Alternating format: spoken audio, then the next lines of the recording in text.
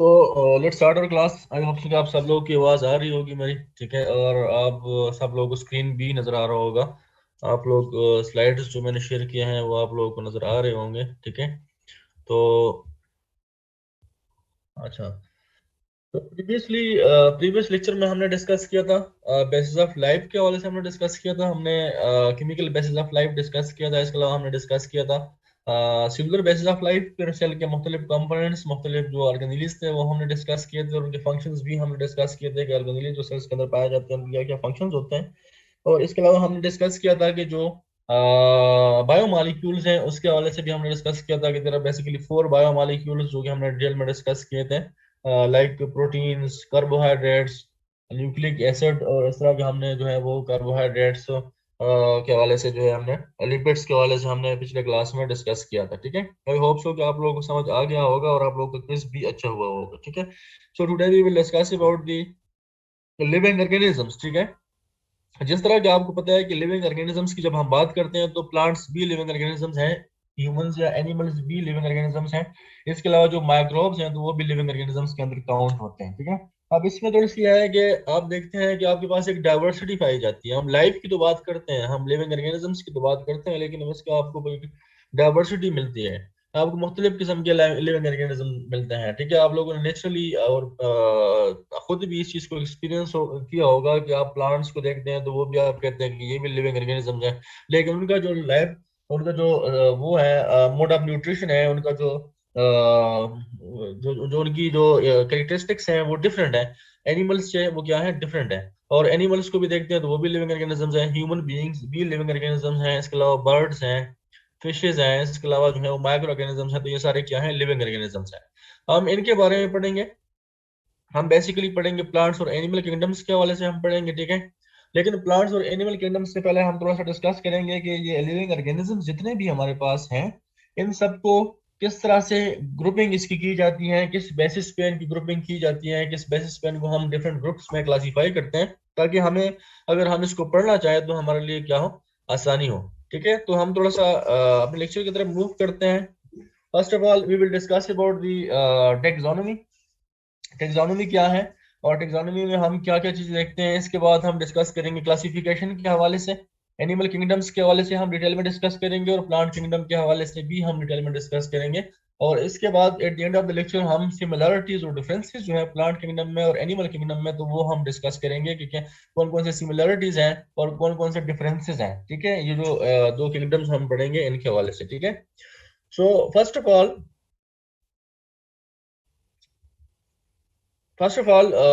Taxonomy, मैं कोशिश तो कर रहा हूँ कि तेज मेरा अपना जो लाउडली बोलूं, लेकिन आई डोंट नो, हो सकता है आपके इंटरनेट का कोई मसला हो जिसकी वजह से आपको आवाज स्लो आ रही होगी, ठीक है।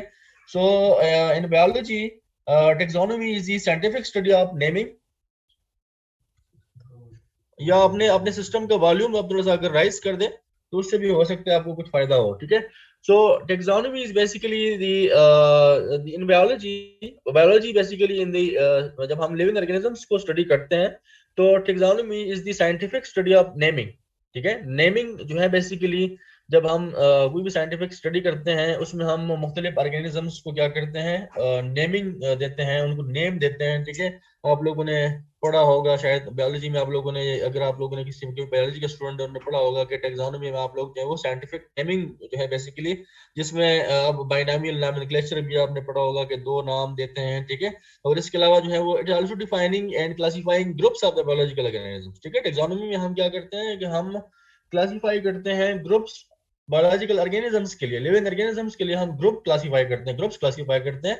और ये जो ग्रुप्स हम क्लासिफाई करते हैं तो ये बेसिकली हम उनके जो शेयर्ड कैरेक्टरिस्टिक्स होते हैं उनके बेस पे हम ये ग्रुप्स क्लासिफाई करते हैं, ठीक है। लाइक जिस तरह मैंने आपको बताया कि हमारे यहाँ पे बहुत ज्यादा लिविंग ऑर्गेनिजम्स हैं, उन लिविंग ऑर्गेनिजम्स को हम ग्रुप्स में क्लासिफाई करते हैं, तो उसके लिए हम पूरी क्राइटेरिया डिफाइन करेंगे।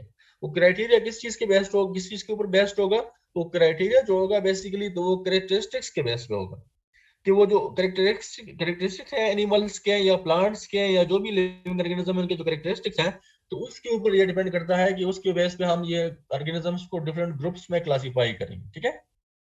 कैरेक्टरिस्टिक्स सेम भी हो सकते हैं, कैरेक्टरिस्टिक्स डिफरेंट भी हो सकते हैं, ठीक है। लेकिन हम किस चीज के ऊपर इसको ग्रुप करेंगे, कैरेक्टरिस्टिक्स के बेस पे। इनके खसूसियात के बेस पे हम इनको क्लासीफाई करेंगे। So there are 7 main taxonomic ranks. अगर हम रैंक्स की बात करें कि हम किस तरह से इन ऑर्गेनिजम्स को क्लासीफाई करते हैं ग्रुप्स में, तो उसके लिए हमारे पास मुख्तलिफ टेक्सोनॉमिक रैंक्स है। लाइक सबसे पहले जो सबसे बड़ा जो एक है वो हमारे पास क्या है, डिवीजन है। डिवीजन के बाद फिर क्या है, किंगडम। और किंगडम के बाद फिर फाइलम है, उसके बाद फाइलम या क्लास हम उसको डिनोट करते हैं। फिर उसके बाद ऑर्डर है, फैमिली, जीनस और स्पीशी लेवल तक हम क्या करते हैं कि हम ऑर्गेनिजम्स को क्लासीफाई करते हैं ग्रुप्स में, ठीक है।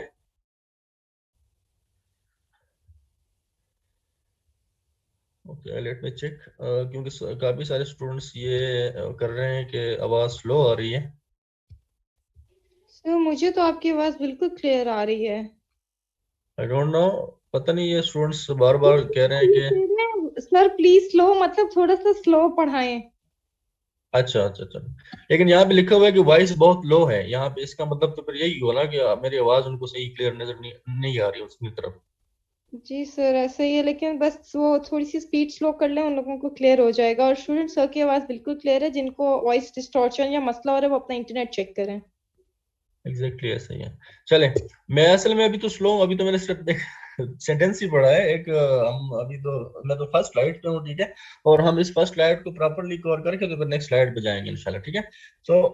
सो बेसिकली हमने कहा कि हमारे पास टेक्सोनॉमिक रैंक्स है। हम लिविंग ऑर्गेनिजम्स को सबसे पहले हम उनको बड़े ग्रुप्स में क्लासीफाई करते हैं। फिर उसके बाद उस ग्रुप के अंदर, वो जो बड़ा ग्रुप है उसके अंदर हम सब ग्रुप्स बनाते हैं। फिर उस सब ग्रुप्स के अंदर फिर हम फर्दर फर्दर सब ग्रुप्स बनाते हैं, जिसको हम ये जिस तरह हमने यहाँ पे लिखा कि एक पहले डिवीजन होगा, तो फिर डिवीजन में मुख्तलिफ किंगडम्स होंगे।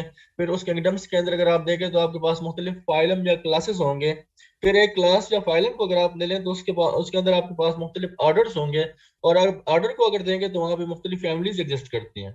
और फैमिलीज को अगर आप उठा के या किसी एक फैमिली को आप उठा के देख लें तो उसमें जीनस और स्पीशी लेवल तक हम क्या करते हैं, ऑर्गेनिजम्स को क्लासीफाई करते हैं। और ये क्लासिफिकेशन मैं आपको बार बार रिपीट करवा रहा हूँ कि क्लासिफिकेशन हम जब करते हैं तो ये हम basically on the basis of the characteristics, ठीक है। यहाँ पे आपको इस ये जो ऑर्डर है, ये जो टेक्सोनॉमिक रैंक्स हैं, इनका जो एक स्पेसिफिक ऑर्डर बना हुआ है, division, kingdom, phylum, class, order, family, genus और स्पीशी। तो इनको मेमोराइज करने के लिए यहाँ पे आपको एक सेंटेंस भी दिया दिया गया है कि doctor King Philip came over for good spaghetti, ठीक है। तो ये एक है, आप इसको अगर मेमोराइज करना चाहते हैं, डी पर डॉक्टर से डी लिया गया है जो कि डिवीजन को डिनोट करता है। इसके बाद किंग से है वो किंगडम, ठीक है। और फिलिप जो है वो पी, और केम तो उसमें फिर सी आपको डिनोट किया गया है क्लास के लिए, ठीक है। और उसके बाद ऑर्डर है तो उसके लिए और, फॉर, फैमिली, गुड, जीनस, और स्पेगेटी जो है वो स्पीशीज को डिनोट करती हैं, ठीक है। तो ये एक एक आपको बताया गया है ताकि आप इन चीज को अच्छी तरीके से मेमोराइज कर सकें, ठीक है। In addition to domain, sometime domain भी एक टेक्सोनॉमिक रैंक के अंदर कंसिडर किया जाता है, लेकिन डोमेन जो है it is not a common, और ये बहुत कॉमनली यूज नहीं होता। जो मैंने आपको ये ऊपर कुछ क्लासिफिकेशन बताई है, जो टेक्सोनॉमिक रैंक्स बताए हैं, तो मोस्टली यही यूज होते हैं। डोमेन जो है वो बहुत कम केसेस में यूज होता है, ठीक है।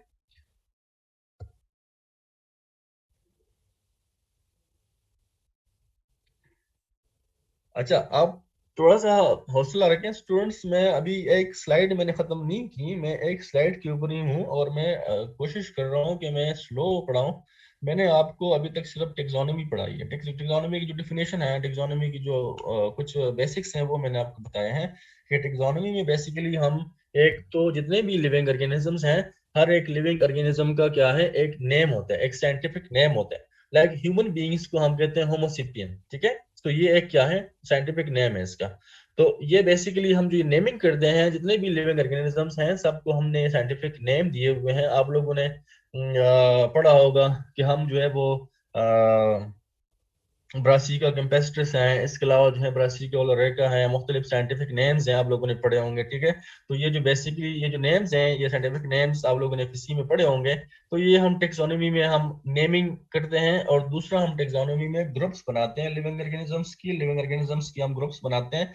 लेकिन वो जो ग्रुप्स हम बनाते हैं वो बेसिकली हम शेयर्ड करेक्टरिस्टिक्स के बेस पे बनाते हैं, कि वो जो ऑर्गेनिजम्स हैं वो कौन से करेक्टरिस्टिक्स उनके दरमियान सेम है, सिमिलर है, जिसके बेस पे हम उनको आगे हम ये पढ़ेंगे।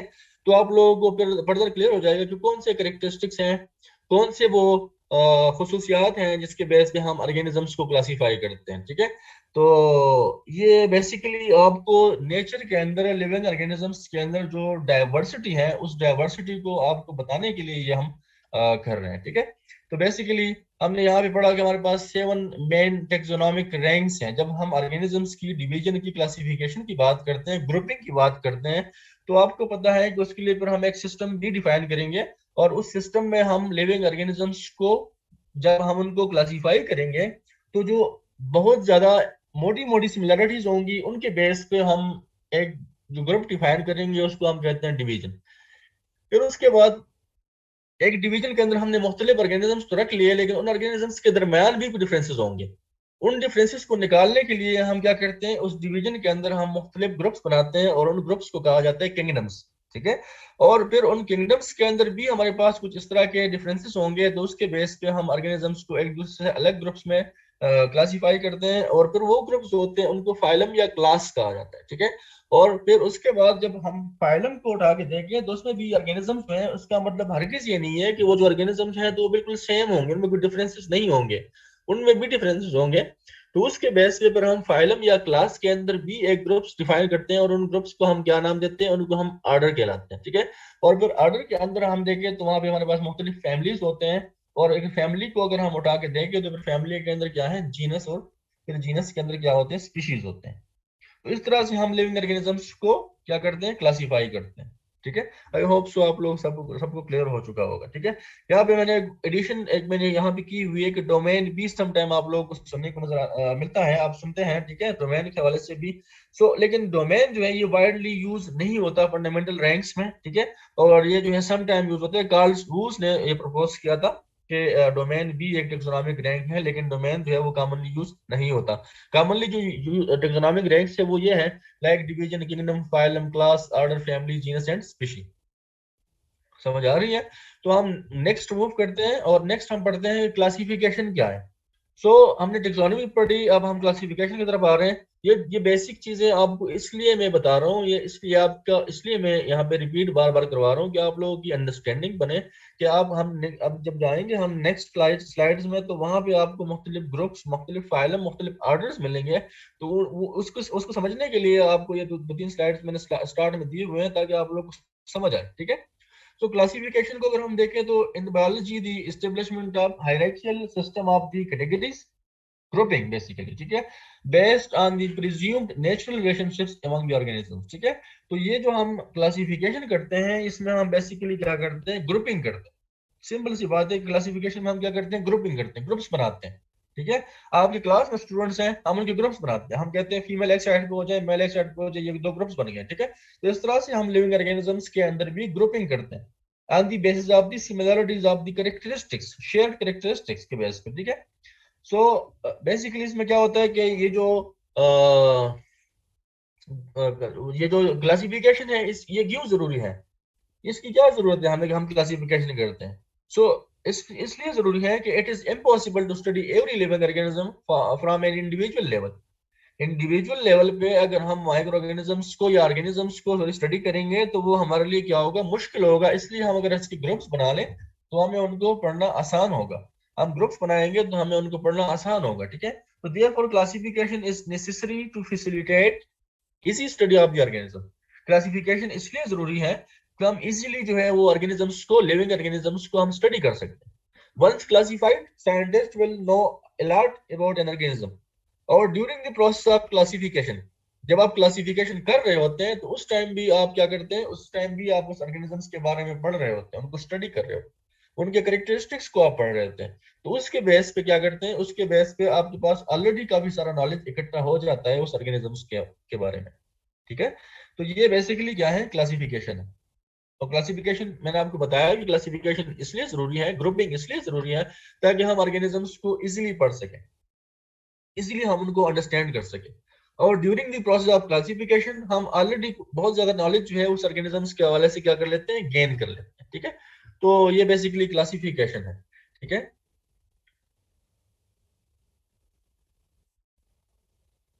अच्छा,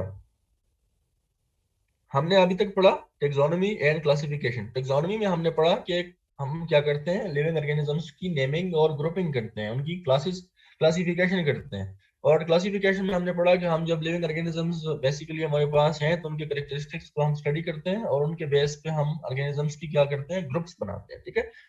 so this was all about the taxonomy and classification. Next हम मूव करते हैं, ठीक है। अब हमारे पास एक क्लासिफिकेशन सिस्टम है। क्लासिफिकेशन जिस तरह कि मैंने आपको बताया कि उसके लिए कोई रूल्स होने चाहिए, उसके लिए कोई जो है वो क्राइटेरिया होना चाहिए, ठीक है। तो हमारे पास क्या है, classification system. Initially, in the beginning, initially organisms were classified into two kingdom system. Initially जो है वो चूंकि लिविंग ऑर्गेनिजम्स के बारे में इतनी ज्यादा इंफॉर्मेशन अवेलेबल नहीं थी, इतनी ज्यादा टेक्नोलॉजी एडवांस नहीं थी, जिसकी वजह से हम माइक्रो ऑर्गेनिजम्स को या दूसरे जो ऑर्गेनिजम्स हैं जो हमें नजर नहीं आते उनके बारे में हम पढ़ सकें। तो उस वक्त क्या था, उस वक्त टू किंगडम सिस्टम था। एक था प्लांट्स, दूसरा था एनिमल्स। और ये बेसिकली जो हमने प्लांट्स को और एनिमल्स को दो ग्रुप्स में क्लासिफाई किया था, दो किंगडम्स में क्लासिफाई किया गया था।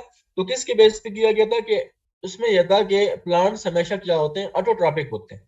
ये फोटोसिंथेसिस परफॉर्म करते हैं और अपना खुराक खुद बनाते हैं। और जो एनिमल्स हैं तो वो मोस्टली क्या होते हैं, हेटेरोट्रॉपिक्स होते हैं। हेटेरोट्रॉपिक्स को ये होता है कि वो बाहर से खाना लेते हैं, ठीक है, प्रिपेयर्ड खाना कंज्यूम करते हैं। तो इस वजह से इन दो करेक्टरिस्टिक के बेस इन इस करेक्टरिस्टिक जो ये बेसिकली क्या है, मोड ऑफ न्यूट्रिशन है, ठीक है। तो मोड ऑफ न्यूट्रिशन के बेस पे हमने दो ग्रुप्स बनाए उस वक्त लिविंग ऑर्गेनिजम्स के बिगिनिंग में, क्या, प्लांट्स और एनिमल्स, दो ग्रुप्स, ठीक है। लेकिन उसके बाद क्या हुआ, उसके बाद ये हुआ कि 1866 में अर्नेस्ट हैकल जो है उसने एक प्रपोज किया थर्ड किंगडम। और थर्ड किंगडम जो था वो कौन सा था, वो था प्रोटेस्टा। प्रोटेस्टा।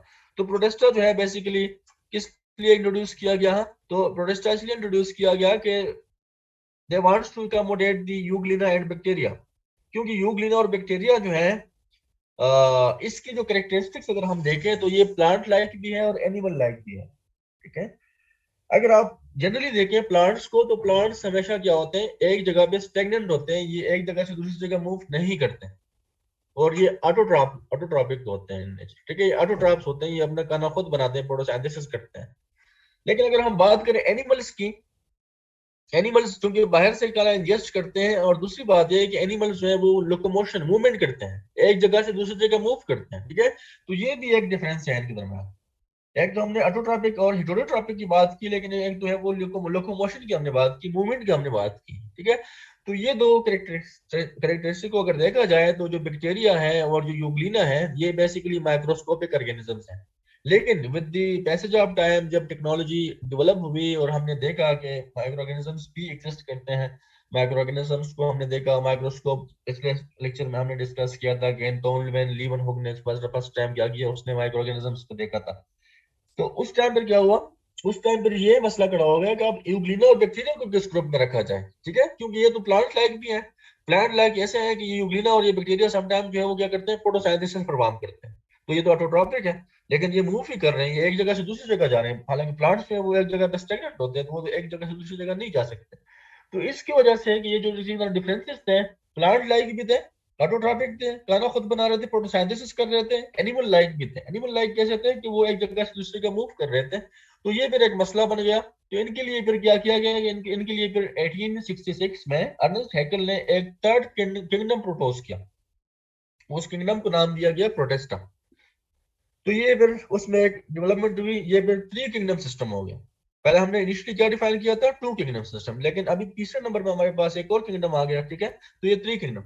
इसके बाद क्या हुआ कि उसके बाद एक और टेक्नोलॉजी डेवलप हुई, ठीक है, और हमें पता चला 1937 में 1937 में हमें पता चला कि ई चेटोन एक साइंटिस्ट है, ठीक है, और उसने प्रपोज किया कि हमारे पास सेल्स जो होते हैं, सेल्स, तो वो दो तरह के सेल्स होते हैं, एक होते हैं प्रोकैरियोट्स, दूसरे होते हैं यूकैरियोट्स, जो कि हमने पिछले लेक्चर में डिस्कस भी किया था कि प्रोकैरियोट्स क्या होते हैं और यूकैरियोट्स क्या होते हैं, ठीक है। तो उसने जब ये फिर ये यहाँ पे एक और कहानी स्टार्ट हुई कि भाई अब सेल्स की भी कुछ डिफरेंट टाइप्स होते हैं, लाइक यहाँ पे कुछ प्रोकैरियोट्स हैं, कुछ यूकैरियोट्स हैं।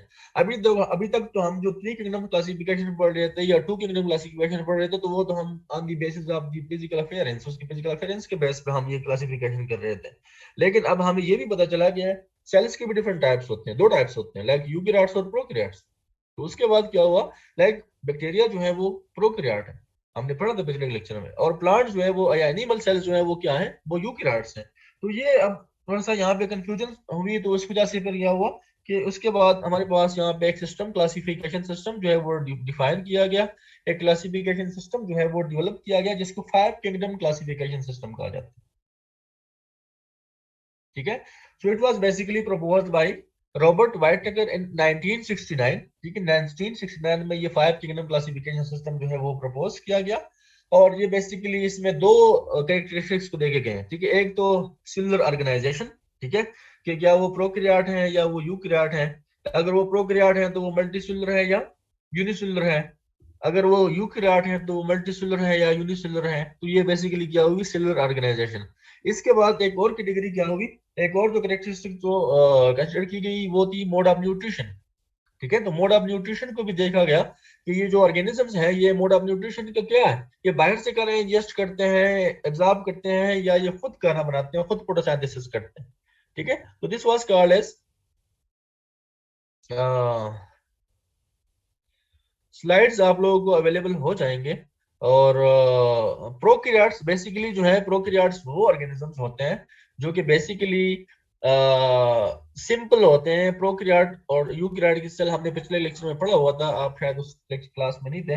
जो सेल्स होते हैं जिनके अंदर कोई डिफाइंड न्यूक्लियस प्रेजेंट नहीं होता, उनको हम क्या कहते हैं, प्रोकैरियोट कहते हैं। और उसमें साथ साथ ये भी होता है कि जो प्रोकैरियोटिक सेल्स होते हैं उनमें ऑर्गेनेल्स भी नहीं प्रेजेंट होते, उसमें like mitochondria, Golgi apparatus, endoplasmic reticulum, ये चीजें जो है वो प्रोकैरियोटिक सेल्स के अंदर नहीं पाई जाती। और जो यूकैरियोटिक सेल्स हैं उन्हें पर ये ऑर्गेनेल्स वगैरह पाए जाते हैं, और वहां पे एक डिफाइंड न्यूक्लियस होता है। ठीक है, तो इस वजह से इनके अंदर जो है वो डिफरेंसेस है प्रोकैरियोट्स में और यूकैरियोट्स में। ठीक है, अच्छा, तो 5 किंगडम क्लासिफिकेशन की हम बात कर रहे थे। तो 5 किंगडम क्लासिफिकेशन में सबसे पहला किंगडम जो है वो क्या है, plants. Eukaryotic multicellular photosynthesize non-motile and sexually reproduce। ठीक है, तो ये बेसिकली क्या है, प्लांट्स के करेक्टरिस्टिक्स है। ये बेसिकली क्या है, किंगडम प्लांट ही के जो है वो करेक्टरिस्टिक्स है। इसमें हमने पढ़ा कि सबसे पहले ये क्या है, ये जो ऑर्गेनिजम्स हैं, तो ये यूकैरियोटिक है।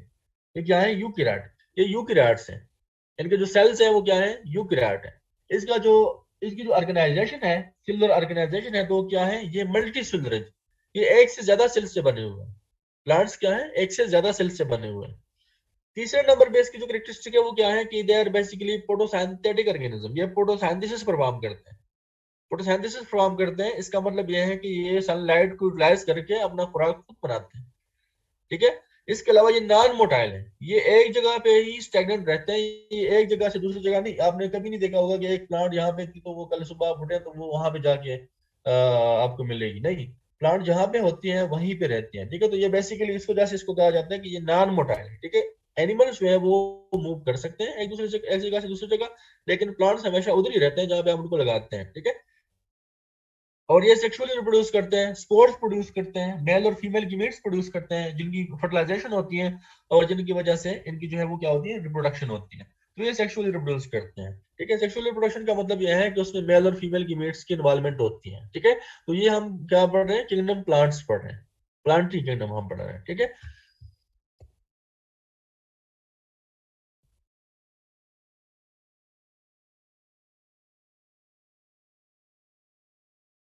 टेल स्टूडेंट्स की ये कंप्लेंट आ रही है कि टू मच स्पीड। हमारे पास 3 घंटे का टाइम है और हम 3 घंटे में अपना लेक्चर कवर करेंगे। 2 टॉपिक्स आज हमने पढ़ने हैं। ठीक है,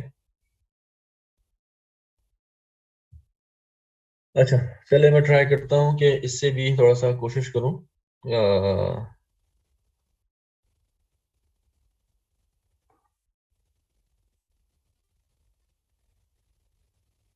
अच्छा, ये जो आपकी फरमाइश है ना, तो ये फरमाइश है तो फिर हम तभी पूरी कर सकते हैं जब आपकी फिजिकल क्लास हो। उसमें फिर हम टेबल भी बना सकेंगे और उसमें हम फिर ग्राफ भी बना सकेंगे। यहाँ पे आपके सामने डिफरेंट कलर्स में डिफरेंट किंगडम्स जो है वो शो हुए हुए हैं, तो आप यहाँ से इसको पिक कर सकते हैं। ठीक है, इसमें भी रॉकेट साइंस भी नहीं है, आपके सामने यहाँ पे लिखे गए हैं कि प्लांट्स हैं, एनिमल्स हैं, फंजाई हैं, प्रोटेस्टा है और मोनेरा है। ठीक है, और साथ साथ मैं एक्सप्लेन भी कर रहा हूँ। ठीक है, तो यहाँ पे हम पढ़ रहे थे 5 किंगडम क्लासिफिकेशन। और 5 किंगडम क्लासिफिकेशन में सबसे हमने पहले पढ़ा प्लांट्स के हवाले से। ठीक है, तो प्लांट्स को इन कैरेक्टरिस्टिक्स के बेस पे कि ये प्लांट्स में ये यूकैरियोट्स हैं, ये मल्टीसेलुलर हैं, ये फोटोसिंथेटिक हैं, ये नॉन मोटाइल हैं, और ये सेक्सुअली रिप्रोड्यूस करते हैं। तो इन कैरेक्टरिस्टिक्स के बेस पे इन प्लांट्स को एक अलग किंगडम में क्लासिफाई किया गया। एक अलग किंगडम में इनको रखा गया, ठीक है। दूसरे नंबर पे जो हमारे पास एक किंगडम है, ठीक है, तो दूसरे नंबर पे हमारे पास जो किंगडम है वो है एनिमल्स, किंगडम एनिमली। तो बेसिकली अगर आप देखें तो एनिमल्स जो हैं ये क्या होते हैं, ये भी यूकैरियोट्स होते हैं। एनिमल्स भी क्या होते हैं, यूकैरियोट्स होते हैं। इनके जो सेल्स होते हैं तो सेलुलर ऑर्गेनाइजेशन बेसिकली इनकी जो होती है तो वो भी मल्टी सेलुलर होती है, ठीक है। और ये इंजेस्ट भी करते हैं, ठीक है। और इसके अलावा ये मोटाइल है, ठीक है। मोटाइल का मतलब ये है कि ये एक जगह से दूसरी जगह मूव कर सकते हैं, ठीक है। और तीसरे नंबर पे जो लास्ट इनका है करेक्टर्स वो क्या है कि ये भी सेक्सुअली रिप्रोड्यूस करते हैं, मींस के यहाँ पे भी मेल और फीमेल गीमीट्स इन्वॉल्व होते हैं रिप्रोडक्शन में, ठीक है।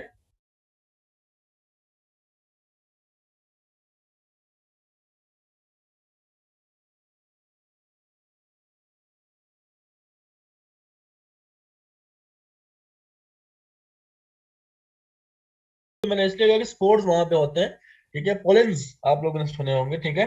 तो वो फिर उसमें ये है कि मेल और फीमेल गीमीट्स होते हैं, ठीक है। और यूकैरियोट्स बेसिकली और प्रोकैरियोट्स की स्टूडेंट्स को ज्यादा वो हो रही है कि यूकैरियोट्स और प्रोकैरियोट्स क्या है, तो मेरे ख्याल में कुछ ज्यादा स्टूडेंट्स जो हैं वो पिछले क्लास में नहीं थे या उन्होंने नोट नहीं किया। यूकैरियोट्स बेसिकली सेलुलर लेवल पे हम बात करते हैं, हम सेल्स की बात करते हैं। पिछले क्लास में हमने सेल को पढ़ा था। जो हमने पिछले क्लास में सेल पढ़ा था, आप लोग अगर पिछले क्लास में थे तो वो जो सेल था वो बेसिकली यूकैरियोटिक सेल था, जिसमें हमने पढ़ा था कि आउटर मेम्ब्रेन जो है वो क्या होती है, प्लाज्मा मेम्ब्रेन होती है। फिर समटाइम जो है प्लांट्स के केस में एक सेल वॉल भी प्रेजेंट होता है, ठीक है। उसके बाद हमने पढ़ा था कि साइटोप्लाज्म होता है, साइटोप्लाज्म में माइटोकॉन्ड्रिया प्रेजेंट होता है जो कि पावर हाउस है, प्लास्टिड प्रेजेंट होता है जो कि प्लांट सेल में पाया जाता है। इसके अलावा हमने पढ़ा था कि वहाँ पे गाल्जी apparatus होता है, एंडोप्लाज्मिक रेटिकुलम, एंडोप्लाज्मिक रेटिकुलम हमने पढ़ा था कि रफ एंडोप्लाज्मिक रेटिकुलम होता है और स्मूथ एंडोप्लाज्मिक रेटिकुलम होता है। हमने पढ़ा था वैक्यूल्स प्रेजेंट होते हैं, सेंट्रियोल्स प्रेजेंट होते हैं, ठीक है। और हमने पढ़ा था कि वहाँ पे जो है वो एक साइटोस्केलेटन भी होता है, ठीक है। और हमने पढ़ा था कि वहां पे एक न्यूक्लियस प्रेजेंट होता है जिस न्यूक्लियस के अंदर क्रोमोसोम्स प्रेजेंट होते हैं। तो ये एक कम्प्लेक्स स्ट्रक्चर हमने पढ़ा था पिछले क्लास में, वो हमने पढ़ा था यूकैरियोटिक सेल्स को, ठीक है। और ये जो हमारा आज वाला जो हम ये यहाँ पे डिस्कस कर रहे हैं, जो मैं आपको बता रहा हूँ, तो यहाँ पे हम डिस्कस कर रहे हैं कि हमारे पास यूकैरियोटिक सेल्स तो हमने पढ़ा था, लेकिन एक प्रोकैरियोटिक सेल भी एग्जिस्ट करता है। प्रोकैरियोटिक सेल जो है वो बेसिकली क्या होता है कि प्रोकैरियोटिक सेल जो है वो सिंपल सेल होता है, ठीक है। उसमें सिंपल इस वजह से होता है कि उसके अंदर जो है वो ऑर्गेनेल्स नहीं पाए जाते, लाइक उसमें एंडोप्लाज्मिक रेटिकुलम नहीं होता, लाइक उसमें गाल्जी apparatus नहीं होता, लाइक जिसमें सेंट्रियोल्स नहीं होते, लाइक उसमें माइटोकॉन्ड्रिया जो कि पावर हाउस है वो नहीं होता, लाइक वहां पे न्यूक्लियस नहीं होता, उसका जो क्रोमोसोम होते हैं वो एक सर्कुलर मॉलिक्यूल होता है जो कि सेल के सेंटर में प्रेजेंट होता है, ठीक है। और ये सिंपल एक इसकी मॉर्फोलॉजी होती है, इस वजह से इसको हम कहते हैं कि ये क्या है, प्रोकैरियोटिक सेल है। इसकी जो फंक्शनैलिटी है, इसकी जो मेटाबॉलिक एक्टिविटीज हैं, वो भी अगर हम कंपेयर करें यूकैरियोट्स और प्रोकैरियोट्स की, तो यूकैरियोट्स जो है वो थोड़ा सा कम्प्लेक्स होते हैं और जो प्रोकैरियोट्स होते हैं वो थोड़े से क्या होते हैं, सिंपल होते हैं, उसकी जो एक्टिविटीज है सेल के अंदर, ठीक है। इस वजह से इन दोनों के अंदर क्या है, डिफरेंसेस है। तो ये प्रोकैरियोट्स और यूकैरियोट्स, तो अभी तक जो हमने दो किंगडम्स पढ़े वो हमने पढ़े प्लांट्स और एनिमल्स, और प्लांट्स और एनिमल्स के जो सेल्स हैं, ठीक है, वो सेल्स क्या है, यूकैरियोट्स हैं। तीसरे नंबर पे हमारे पास जो कैटेगरी है वो है फंजाई। तो फंजाई आप लोगों ने मशरूम्स देखे होंगे, मशरूम्स क्या है, it is a type of fungi, ये फंजाई है, ठीक है। और इसके अलावा आप लोगों ने आप घर में आपके किचन में ब्रेड रह जाता है, रोटी रह जाती है, जो कि वहां पे अगर वहां पे कोई ह्यूमिडिटी मिलती है तो वहां पे वो ग्रो कर जाते हैं, ग्रीन कलर के वहां पे ग्रो कर जाते हैं, ठीक है। वो एक होता है स्मॉल स्मॉल, ठीक है। तो वो बेसिकली वो भी फंजाई होती है, ठीक है। तो बेसिकली फंजाई जो है वो क्या है, ये भी यूकैरियोटिक मल्टी सेलुलर है। मल्टी सेलुलर्स का मतलब यह है कि ये एक से ज्यादा सेल्स से बने होते हैं, और ये बेसिकली न्यूट्रिएंट्स एब्जॉर्ब करते हैं सराउंडिंग से, लाइक ब्रेड के ऊपर जब वो ग्रो करते हैं तो ब्रेड से वो अपने न्यूट्रिएंट्स को क्या करते हैं, एब्जॉर्ब करते हैं, ठीक है, यूटिलाइज करते हैं।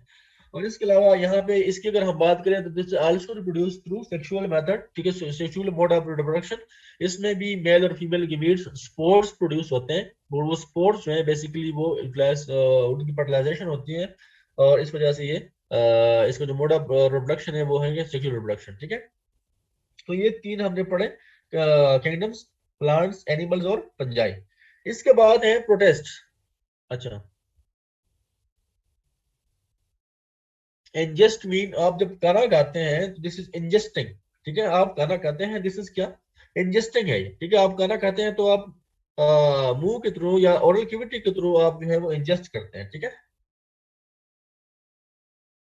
नेक्स्ट टॉपिक हम पढ़ेंगे इंशाल्लाह ह्यूमन फिजियोलॉजी के हवाले से, ठीक है। ह्यूमन फिजियोलॉजी हम पढ़ेंगे कि ह्यूमन फिजियोलॉजी ह्यूमन बॉडी की किस तरह से फंक्शनिंग होती है, ठीक है। अच्छा, प्रोटेस्ट जो है बेसिकली एक चौथा हमारे पास जो किंगडम है वो है प्रोटेस्टा या protist. So they are also eukaryote unicellular. ये जो सेल्स हैं, अब यहाँ पे जो हमने तीन कैटेगरीज पढ़े, तीन कैटेगरीज भी यूकैरियोट्स से, लेकिन उनकी जो सेलुलर ऑर्गेनाइजेशन थी वो क्या थी, मल्टी सेलुलर।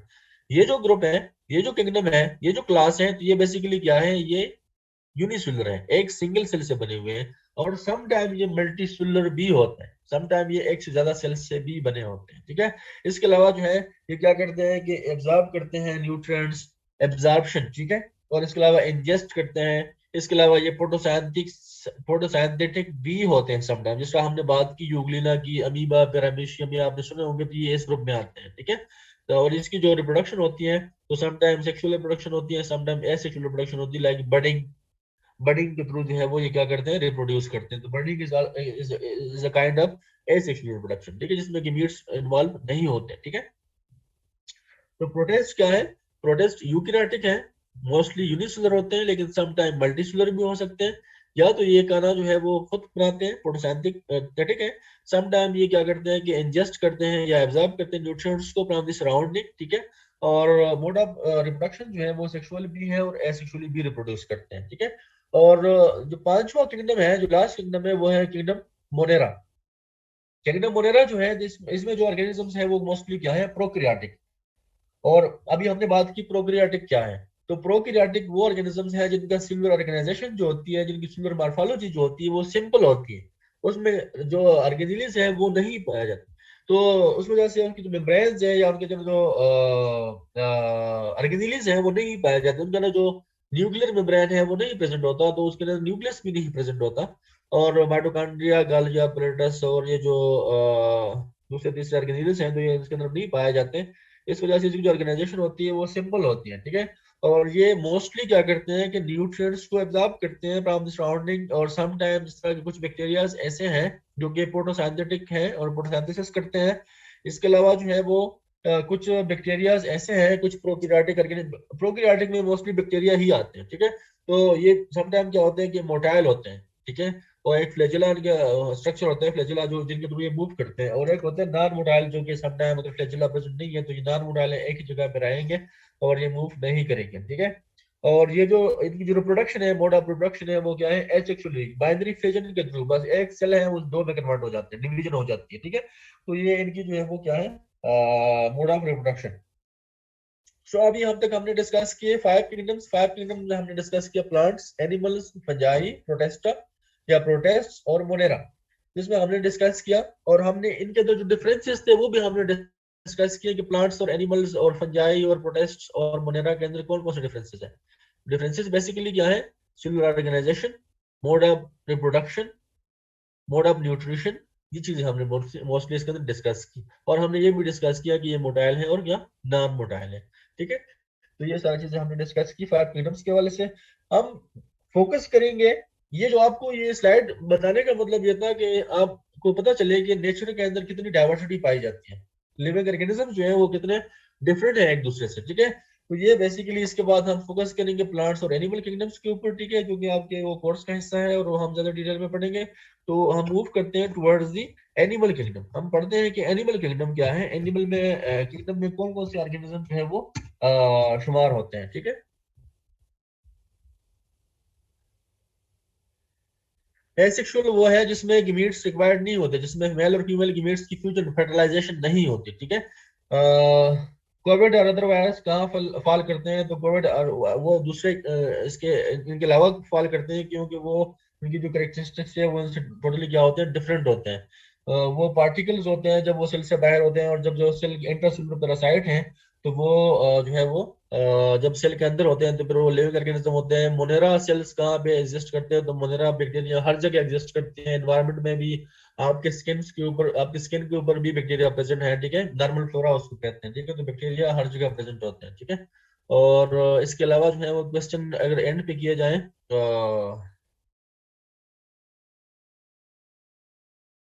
मगर मैं काफी कोशिश कर रहा हूँ कि मैं अपने फेस को स्लो करूँ, लेकिन अभी तक हम 4 स्लाइड पढ़ चुके हैं, अभी हमने ये टॉपिक खत्म करना है ब्रेक से पहले। और इंजेस्ट, मैं बार बार आपको यही बता रहा हूँ कि इंजेस्ट का मतलब जब आप खाना खा रहे होते हैं, this is ingestion. Best best example इससे और मेरे पास नहीं है कि जब आप खाना खा रहे हैं, दिस इज इंजेशन, आप इंजेस्ट कर रहे हैं, ठीक है। अच्छा, so moving towards the animal kingdom, some time होती है प्लांट्स के अंदर भी होती है सम टाइम, लेकिन मोस्टली जो है वो सेक्सुअल रिप्रोडक्शन होती है। सम टाइम बडिंग के थ्रू भी प्लांट्स जो है वो रिप्रोड्यूस करते हैं। आपने देखा होगा प्लांट्स का हम बडिंग भी करते हैं, ठीक है।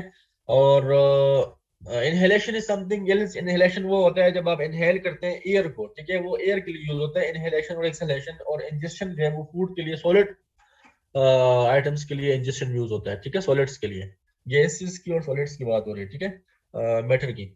सो हमारे पास क्या है, एनिमल किंगडम हम डिस्कस करेंगे। एनिमल किंगडम बेसिकली किस तरह से ऑर्गेनिजम्स को क्लासिफाई किया गया है।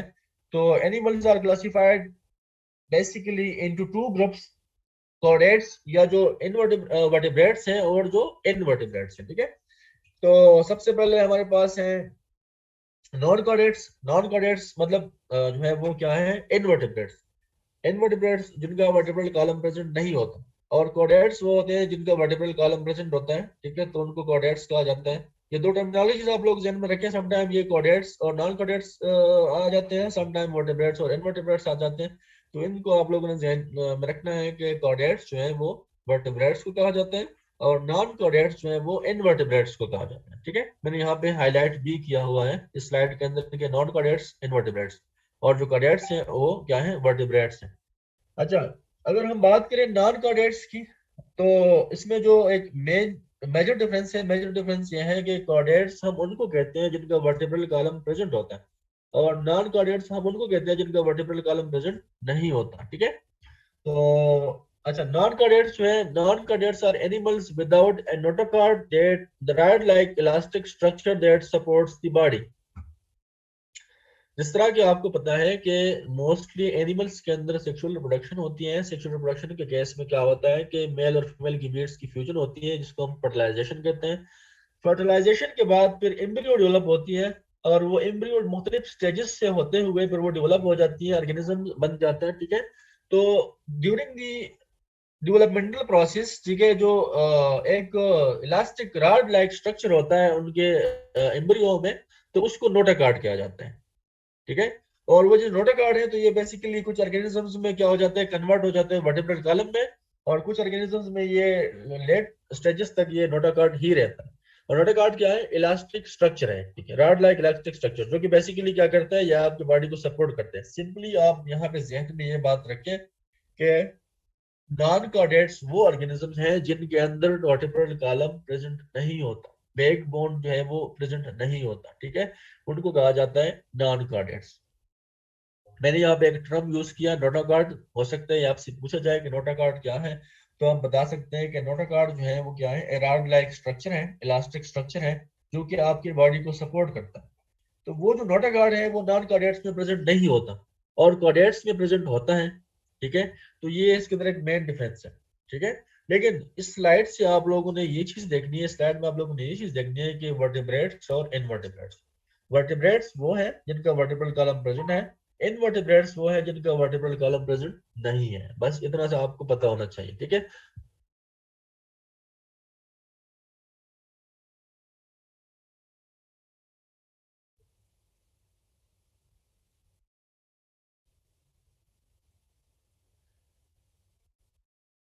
वर्टिब्रेट्स वो ऑर्गेनिजम्स हैं, मैं आपको बता रहा हूँ कि वर्टिब्रेट्स वो ऑर्गेनिजम्स हैं जो कि बेसिकली जिनके अंदर वर्टिब्रल कॉलम प्रेजेंट होता है, जो बैक बोन है, रीढ़ की हड्डी है, वो प्रेजेंट होती है, ठीक है। और जो नॉन वर्टिब्रेट्स है उनके अंदर ये जो रीढ़ की हड्डी ये प्रेजेंट नहीं होती, ठीक है।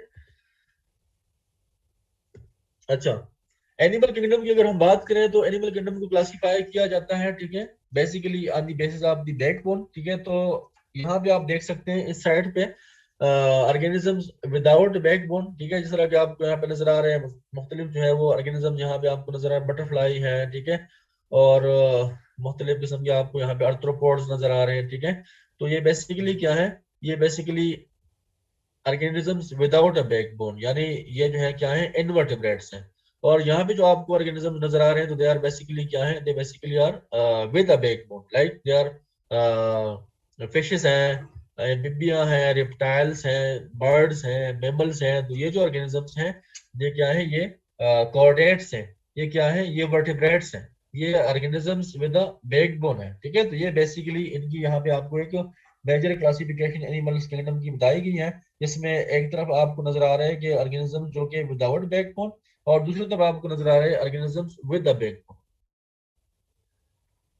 अच्छा, एनिमल किंगडम की अगर हम देखें तो हमने जिस तरह के हम बार बार ये चीज रिपीट कर रहे हैं कि एनिमल किंगडम के अंदर जो सबसे मेजर क्लासिफिकेशन है वो है वर्टिब्रेट्स की और इनवर्टिब्रेट्स की। तो यहाँ पे आप देख सकते हैं कि जनरल करेक्टरिस्टिक्स अगर हम देखें वर्टिब्रेट्स की और इनवर्टिब्रेट्स की, सो दे आर, अगर हम बात करें इनवर्टिब्रेट्स की, ठीक है, इनवर्टिब्रेट्स को हम अगर पढ़ें और उनकी बात करें तो इनवर्टिब्रेट्स जो है basically they are cylindrical triploblastic coelomate animals. ठीक है, देख ये क्या है, ये जो इनवर्टिब्रेट्स हैं इसमें ज्यादातर जो है वो आपके पास मुख्तलिफ जो है वो ऑर्गेनिज्म जो है वो सिलेंड्रिकल शेप होते हैं, उनके जो शेप होते हैं वो सिलेंड्रिकल होते हैं, ठीक है, राउंड शेप होते हैं। ठीक है, और दूसरे नंबर पे वो ट्रिप्लोब्लास्टिक होते हैं। ट्रिप्लोब्लास्टिक में मतलब यह है कि यहाँ पे आप देख सकते हैं कि एक होता है एक्टोडर्म, एक होता है मीजोडर्म, और एक होता है एंडोडर्म। 3 लेयर्स आपको यहाँ पे नजर आ रहे हैं। ठीक है, ये यहाँ पे इस फिगर के अंदर अगर आप देखें तो यहाँ पे एक एक्टोडर्म है, एक मीजोडर्म है और एक एंडोडर्म है। तो ये बेसिकली क्या है, ये बेसिकली 3 लेयर्स हैं, जिसकी वजह से आप यहाँ पे कहते हैं कि ये जो ऑर्गेनिज्म होते हैं ये क्या होते हैं, ट्रिप्लोब्लास्टिक होते हैं। They are coelomate animals. Coelomate का मतलब यह है कि ये जो एनिमल्स हैं तो ये बेसिकली क्या होते हैं, इनके अंदर कोलम प्रेजेंट होता है। यहाँ पे आपके पास, यहाँ पे आपको यहाँ पे एक स्पेस नजर आ रहा है, ये जो स्पेस यहाँ पे आपको नजर आ रहा है इसको कॉलम कहा जाता है। ठीक है, तो अगर यहाँ पे ये कॉलम प्रेजेंट है तो इसका मतलब यह है कि ये जो एनिमल्स हैं ये कोलमेट एनिमल्स हैं, और अगर आप यहाँ पे ये स्पेस प्रेजेंट नहीं है किसी ऑर्गेनिज्म में तो आप कह सकते हैं कि ये नॉन कोलमेट एनिमल्स हैं। ठीक है, तो ये बेसिकली इनवर्टेब्रेट्स की हम बात कर रहे हैं। इनवर्टेब्रेट्स जो है बेसिकली उनकी जो स्ट्रक्चर होती है वो सिलेंड्रिकल शेप होते हैं, ट्रिप्लोब्लास्टिक होते हैं और कोलमेट एनिमल्स होते हैं। ठीक है, मोड ऑफ रिप्रोडक्शन वाल sexual and sometime asexual reproduction भी यहाँ पे होती है। ठीक है, और इनकी जो फर्टिलाइजेशन होती है वो होती है एक्सटर्नल फर्टिलाइजेशन। ठीक है, दो इंटरनल फर्टिलाइजेशन आल्सो अकर इन सम स्पीशीज। एक्सटर्नल फर्टिलाइजेशन का मतलब यह है कि इनके इनकी जो मेल और फीमेल की मीट्स होते हैं उनकी फ्यूजन जो है वो आउटसाइड द बॉडी होती है। ठीक है, और इंटरनल फर्टिलाइजेशन वो होती है जिनमें मेल और फीमेल की मीट्स जो है वो इनसाइड द बॉडी जो है उनकी फर्टिलाइजेशन होती है। ठीक है, तो इस वजह से इनको एक्सटर्नल और इंटरनल फर्टिलाइजेशन कहा जाता है। ठीक है, तो यहाँ पे हम बात कर रहे हैं एनिमल किंगडम्स की, और एनिमल किंगडम्स में हम डिस्कस कर रहे हैं इनवर्टिब्रेट्स को। इनवर्टिब्रेट्स वो ऑर्गेनिजम्स होते हैं जिनकी रीढ़ की हड्डी या उनकी जिनकी जो है वो वर्टिब्रल कॉलम जिनका जो है वो प्रेजेंट नहीं होता। इसमें मोस्टली हमारे पास मुख्तलिफ वर्म ज्यादा, जैसे लाइक टेप वर्म है या इसके अलावा राउंड वर्म है या प्लेट वर्म है, तो ये आ जाते हैं। ठीक है, और यहाँ पे आपको फिगर में भी नजर आ रहे हैं जो बेंगलोसिस और सेगुलोसिस हैं जो आपको इस फिगर में नजर आ रहे हैं। ठीक है, तो दे आर बेसिकली इनवर्टिब्रेट्स। ठीक है, तो मैं रिपीट करता हूँ कि जो इनवर्टिब्रेट्स हैं ये क्या होते हैं, सिलेंड्रिकल शेप होते हैं, सिलेंड्रिकल स्ट्रक्चर इनका होता है। ट्रिप्लोब्लास्टिक यानी कि इनकी जो बॉडी है वो 3 लेयर से बनी होती है। एक होता है एक्टोडर्म, उसके बाद होता है मीजोडर्म, ठीक है, और इसके बाद होता है एंडोडर्म। ठीक है, तो ये 3 लेयर्स से इसकी बॉडी बनी होती है। आपको इस फिगर में अच्छी क्लियर नजर आ रहा है कि एक ये वाला आउटर लेयर है, उसके बाद ये मिडिल लेयर है और ये इनर लेयर है। ठीक है, तो ये 3 लेयर्स हैं जिसकी वजह से इसको कहा जाता है ट्रिप्लोब्लास्टिक। और कोयल मैट मैंने आपको बताया कि ये जो यहाँ पे स्पेस आपको व्हाइट कलर में यहाँ पे आपको स्पेस नजर आ रही है, तो इस स्पेस को कोलम कहा जाता है, COALOM, kolam.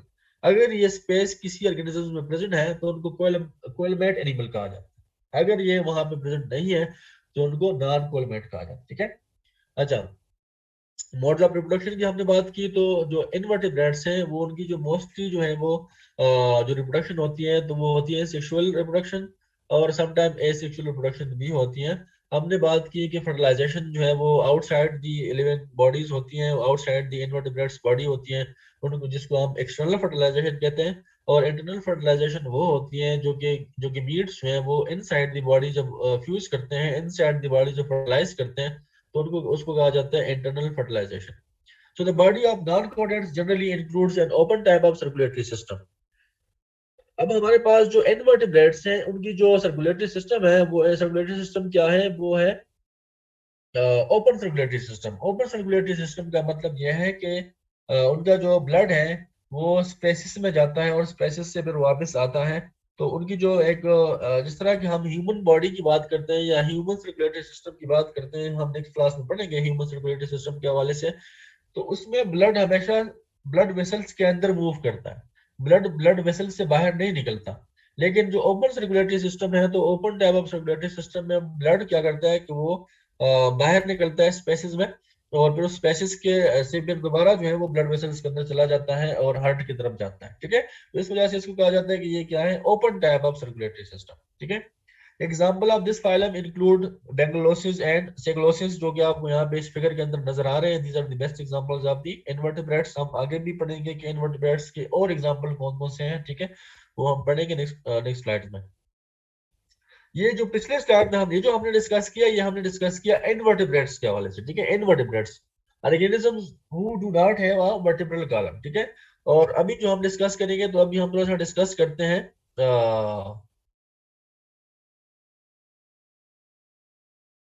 Open type of circulatory system. का मतलब यह होता है कि open type of circulatory system में ब्लड जो है वो थ्रू आउट जो है ब्लड वेसल्स के अंदर मूव नहीं करता।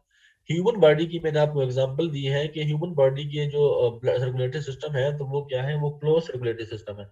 क्लोज सर्कुलेटरी सिस्टम इस तरह से है कि हार्ट जो है वो ब्लड को पुश करता है, पंप करता है, ब्लड चला जाता है आर्टरीज में, आर्टरीज में चला जाता है। फिर आर्टरीज से वो टिश्यू लेवल पे अगर हम पहुंच जाते हैं, तो वहां पे ये ब्लड चला जाता है कैपिलरीज में, और कैपिलरीज से फिर ब्लड चला जाता है वेन्स में, और वेन्स से फिर ये आ जाता है वापस हार्ट की तरफ। ठीक है, तो ये एक क्लोज सर्कुलेटरी सिस्टम हो गया। एंड दी अदर हैंड जो ओपन सर्कुलेटरी सिस्टम है, उसमें क्या होता है कि उसमें हार्ट पंप करता है ब्लड को, ब्लड चला जाता है ब्लड वेसल्स में, और ब्लड वेसल्स से वो चला जाता है ओपन स्पेसेस में, और ओपन स्पेसेस में वो रिलीज हो जाता है ब्लड वहां पे। फिर वहां से दोबारा उसको सक किया जाता है उस ब्लड को, और दोबारा हार्ट की तरफ लेके जाया जाता है। इस वजह से इसको कहा जाता है कि ये क्या है, ओपन सर्कुलेटरी सिस्टम है। ठीक है, और क्लोज सर्कुलेटरी सिस्टम है। अच्छा, अगर हम एनिमल किंगडम की बात करें, तो एनिमल किंगडम के कुछ वर्टेब्रेट्स, जो दूसरा एक डोमेन है, जो दूसरा एक ग्रुप है जिसको हम वर्टेब्रेट्स कहते हैं, तो उनकी भी कुछ कैरेक्टरिस्टिक्स हम पढ़ते हैं। तो फिर उसके बाद हम मूव करते हैं आगे और देखते हैं कि वर्टेब्रेट्स के अंदर कौन कौन से ऑर्गेनिजम्स हैं। ठीक है, so they are bilaterally symmetrical, triploblastic and coelomate with organ system level of organization. ठीक है, अब जब हम वर्टेब्रेट्स की बात करते हैं, तो वर्टेब्रेट्स आप देखते हैं कि दे आर हायर एनिमल्स। ठीक है, और ऑर्गेनाइज्ड होते हैं। ठीक है,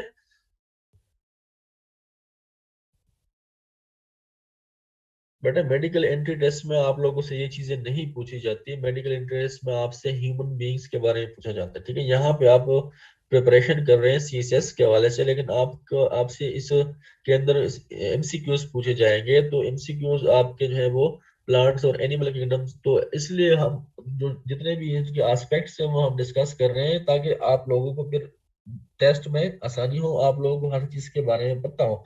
क्योंकि हम अगर इसमें कोई चीज स्किप कर दें, तो अभी तो मैं आप लोग आसानी के लिए बहुत सारी चीजें इसमें स्किप कर दूंगा, और मैं भी एक बहुत अच्छा टीचर बन जाऊंगा, आपको सिंपल सिंपल चीजें पढ़ाऊंगा, और आपको जो है वो खुश हो जाएंगे, और आपको सुकून तसल्ली हो जाएगी कि हमने पढ़ लिया है। लेकिन कल को वो टेस्ट में दे देंगे, तो फिर आपको पता होना चाहिए कि टेस्ट में वो टेक्निकल चीजें पूछते हैं। ठीक है, स्क्रीनिंग आपकी टेस्ट होगी जिसमें आपसे वो टेक्निकल चीजें पूछेंगे, तो वो जो बेसिक टेक्निकल चीजें हैं उसके बारे में आपको पता होना चाहिए। ठीक है, मुझे कोई इशू नहीं है, मैं ये चीजें निकाल भी सकता हूँ। मैं इस प्रेजेंटेशन को मैं 10 स्लाइड्स में भी खत्म कर सकता हूँ। इस टॉपिक को मैं 10 स्लाइड्स में भी पूरा पूरा मैं सब कुछ बता दूंगा कि भाई ये है, ये है, ये है, बस खत्म। ठीक है, जो आप लोगों ने एफएससी में पढ़ी है, जो आप लोगों ने मैट्रिक में चीजें पढ़ी हैं, वही चीजें उठा के मैं यहाँ पे डाल के इसको खत्म कर दूंगा। लेकिन आप अगर स्क्रीनिंग की तैयारी करना चाहते हैं, तो आपको सब चीजों के बारे में आइडिया होना चाहिए, सब चीजों के बारे में आपको पता होना चाहिए। कल को आपसे कुछ भी पूछ सकते हैं। ठीक है, कल को हमारे मर्जी का पेपर नहीं बनाएंगे या आपकी मर्जी का पेपर नहीं बनाएंगे। कल को जो पेपर बनाएंगे ना, तो वो अपने मर्जी का बनाएंगे, और वो कुछ भी पूछ सकते हैं, आपको पता होना चाहिए इस चीज का। ठीक है,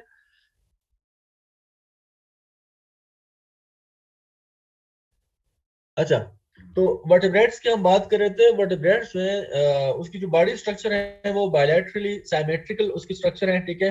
ट्रिप्लोप्लास्टिक वो भी है, यानी कि मेसोडर्म, एंडोडर्म और एक्टोडर्म जो है वो यहाँ पे भी है, ठीक है।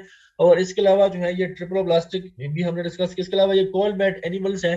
कोलमेट एनिमल्स ये है कि अगर आप अंदर उसकी बॉडी को स्ट्रक्चर को देखें तो वहां पे भी वो स्पेसिस प्रेजेंट है, कोलम प्रेजेंट है, स्पेस प्रेजेंट है, ठीक है। और इसके अलावा जो है वो जो वर्टेब्रेट्स हैं तो इनके अंदर एक organ system level of organisation है। Organ system level of organization का मतलब यह है कि जो वर्टेब्रेट्स हैं उनकी जो बॉडी है वहां पे आप अगर देखें तो वहां पे आपको मुख्तलिफ सिस्टम्स मिलेंगे, लाइक रिस्पिरेटरी सिस्टम है, लाइक रिप्रोडक्टिव सिस्टम है, लाइक जो है वो डाइजेस्टिव सिस्टम है, लाइक जो है वो कोऑर्डिनेशन सिस्टम है या नर्वस सिस्टम है, जो कि अभी हम पढ़ेंगे one by one next class में, नेक्स्ट ब्रेक के बाद। और इसके अलावा जो है वो सर्कुलेटरी सिस्टम है। तो organ system level of organisation है इनकी बॉडी, ठीक है, जो बनी हुई है, ठीक है। And they hold a post anal tail sometime. यहाँ पे आप देख सकते हैं कि पोस्ट एनल टेल भी प्रेजेंट होता है। मोस्टली जो एनिमल्स होते हैं उनका टेल प्रेजेंट होता है, ठीक है। The body includes a close circulatory system. ये जो वर्टेब्रेट्स हैं इनकी जो सर्कुलेटरी सिस्टम है तो वो कौन सी सर्कुलेटरी सिस्टम है, वो क्लोज सर्कुलेटरी सिस्टम है। तो यहाँ पे हम मेन डिफरेंसेस जो है वो वर्टेब्रेट्स और इनवर्टेब्रेट्स के पढ़ रहे हैं। हम वर्टेब्रेट्स और इनवर्टेब्रेट्स को सिर्फ उनकी वर्टेब्रल कॉलम के बेस पर नहीं क्लासिफाई करते हैं कि वो वर्टेब्रेट्स हैं और वो इनवर्टेब्रेट्स हैं। उनके अंदर और भी चेंजेस हैं, उनके अंदर और भी डिफरेंसेस हैं, जिसके बेस पे हम उनको क्या करते हैं, क्लासिफाई करते हैं। और वो डिफरेंसेस हम यहाँ पे डिस्कस कर रहे हैं। अभी हमने पिछले स्लाइड्स में इनवर्टेब्रेट्स के हवाले से पढ़ा, इस स्लाइड्स में हम पढ़ रहे हैं वर्टेब्रेट्स के हवाले से। सो हम वर्टेब्रेट्स को अगर देखें तो they have four common features appear at some point during the development.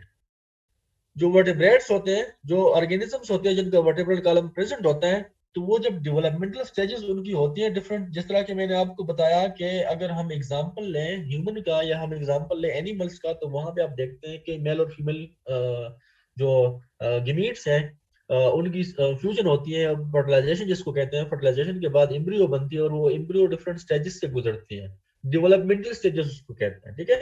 Like embryo जो है एक स्मॉल जो है वो होता है, फिर उसके बाद वो बढ़ता है, साइज में बढ़ता है, उसके अंदर मुख्तलिफ जो है वो ऑर्गन्स डेवलप होते हैं, तो इसको कहते हैं डेवलपमेंटल स्टेजेस, ठीक है। फिर एक ऑर्गेनिज्म बन जाता है, ठीक है। तो ये जो डेवलपमेंटल स्टेजेस हैं इस दौरान कह रहे हैं कि ये चार फीचर्स जो हैं, ये चार फीचर्स जो है ये कहीं ना कहीं पे आपको जरूर मिलेंगे सारे वर्टेब्रेट्स एनिमल्स में, उन एनिमल्स में जिनके अंदर वर्टेब्रल कॉलम प्रेजेंट है।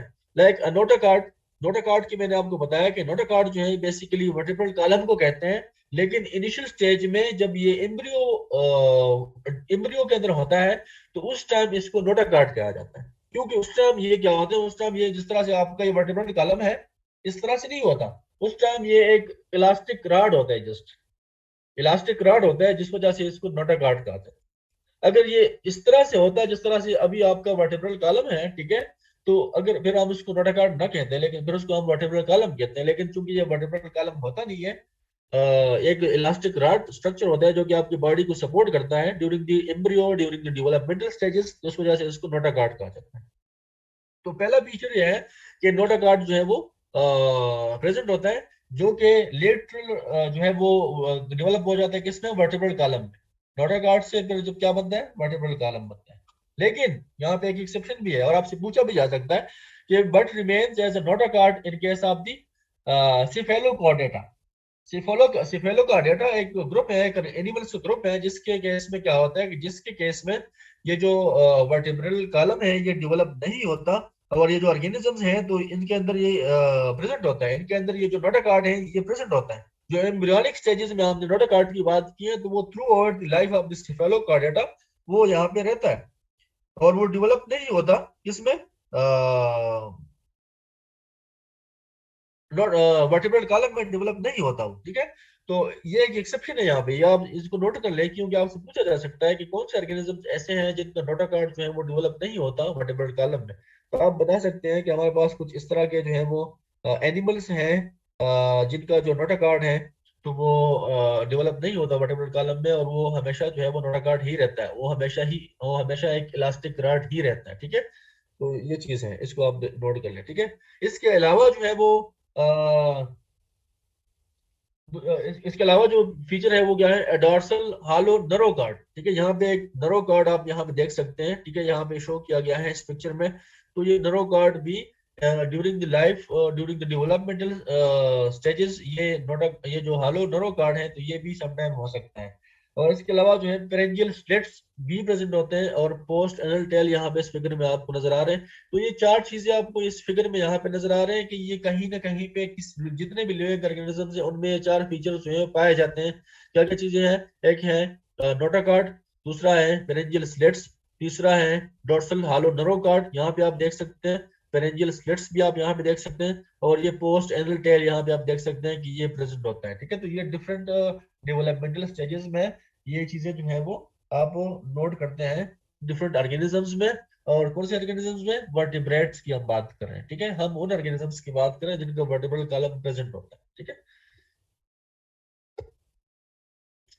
अच्छा, अगर हम वर्टिब्रेट्स जो हमारे पास एनिमल्स हैं, फेरेंजियल स्लिट्स आपको यहाँ पे बेटा नजर आ रहे हैं, यहाँ पे आप देख सकते हैं ये क्या है, ये जो स्ट्रक्चर आपको यहाँ पे नजर आ रहे हैं ये फेरेंजियल स्लिट्स है। ठीक है, ये यहाँ पे इस फिगर में चारों स्ट्रक्चर्स मैंने आपको यहाँ पे इसलिए शो किए गए हैं। ठीक है, अच्छा, एनिमल किंगडम्स की और प्लांट किंगडम की, एनिमल किंगडम की अगर हम सॉरी प्लांट की नहीं, एनिमल किंगडम की हम बात कर रहे हैं यहाँ पे। तो एनिमल किंगडम में जो दो मेजर डिविजन हमने डिफाइन किए, वर्टिब्रेट्स और इनवर्टिब्रेट्स की। ठीक है, तो वर्टिब्रेट्स और इनवर्टिब्रेट्स जो है इनकी अगर हम देखें, डिफरेंसेस देखें, तो सबसे पहले बड़ा डिफरेंस तो ये है कि animal with a backbone, उसको हम क्या कहेंगे? उसको हम कहेंगे invertebrates without a backbone. सीधे animal without a backbone is called invertebrates. ठीक है, तो जितने भी ऑर्गेनिजम्स हैं जिनका बैक बोन प्रेजेंट नहीं है तो उनको क्या कहते हैं? उनको हम कहते हैं कि ये क्या है? ये इनवर्टिब्रेट्स है। वर्टिब्रेट्स कौन से हैं? एनिमल्स विद वर्टिब्रल कॉलम, उन एनिमल्स का जिनका वर्टिब्रल कॉलम प्रेजेंट है तो उनको हम क्या कहते हैं? वर्टिब्रेट्स कहते हैं। ये सबसे पहले जो डिफरेंस है वर्टिब्रेट्स में और इनवर्टिब्रेट्स में। अच्छा, इनवर्टिब्रेट्स की अगर हम बात करें तो उनके एग्जांपल्स क्या है?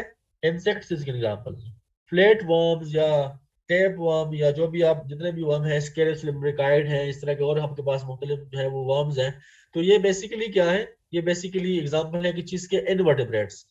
और अगर हम वर्टेब्रेट्स की एग्जांपल्स की बात करें तो यहाँ पे पैरट्स हैं, बर्ड्स, ठीक है, फिशेस, ह्यूमंस, स्नेक्स, रिप्टाइल्स। ठीक है, ये सारी चीजें क्या है? ये सारे जितने भी ऑर्गेनिजम्स हैं ये आ जाते हैं वर्टेब्रेट्स के अंदर। मीन्स के ये जो ऑर्गेनिजम्स हैं इनके वर्टेब्रल कॉलम प्रेजेंट होते हैं। ठीक है, इसके अलावा they have less developed internal skeleton and brain. Invertebrates जो होते हैं इनके कोई स्केलेटल सिस्टम इतना कुछ खास डेवलप नहीं होता, और इनका जो ब्रेन होता है वो भी ज्यादा डेवलप नहीं होता।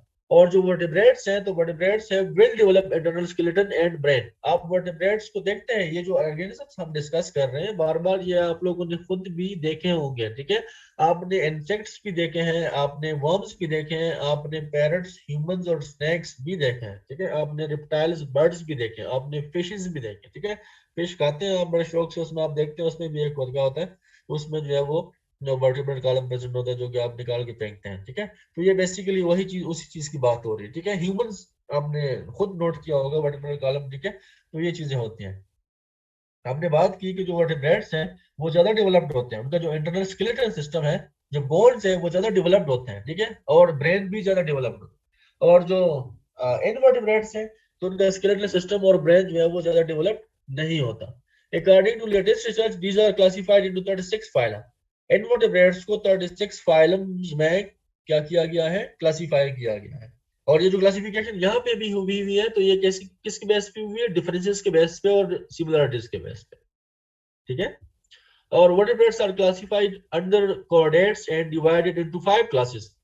अगर हम वर्टिब्रेट्स की बात करें, हम उन ऑर्गेनिजम्स की बात करें जिनको वर्टिब्रेट कॉलम प्रेजेंट होता है, तो उनको क्लासिफाई किया गया है 5 क्लासेस में, लाइक फिश है, एम्फिबियंस है, रिप्टाइल्स है, बर्ड्स और मैमल्स। ठीक है, इसके अलावा दे आर, अगर हम इनवर्टिब्रेट्स की बात करें तो they are slow moving organisms. आप देखते हैं कि इंसेक्ट जो है वो, इंसेक्ट्स क्या होते हैं? वो स्लो मूविंग ऑर्गेनिजम्स होते हैं, स्लोली मूव करते हैं। ठीक है, और ऑन द अदर हैंड अगर आप देखें तो वर्टिब्रेट्स जो है वो क्या होते हैं? फास्ट मूविंग ऑर्गेनिजम्स होते हैं।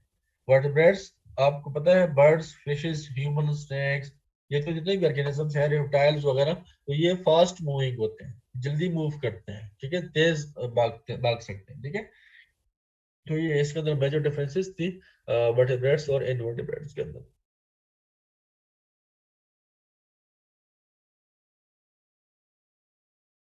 ट्रिप्लोब्लास्टिक का मैंने आपको कहा कि 3 लेयर्स होते हैं, ठीक है, बॉडी के 3 लेयर्स होते हैं, एक होता है एक्टोडर्म, एक होता है मेसोडर्म और एक होता है एंडोडर्म, ठीक है। और नहीं, सिफेलोकार्डियटा में ये डिजीज या डिफेक्ट नहीं है, ये नेचुरली जो है वो इसके अंदर इस तरह से पाया जाता है, ठीक है, और ये नेचुरली फिनोमिना है, ठीक है। और स्नेक के अंदर भी बैकबोन प्रेजेंट होता है, ठीक है। और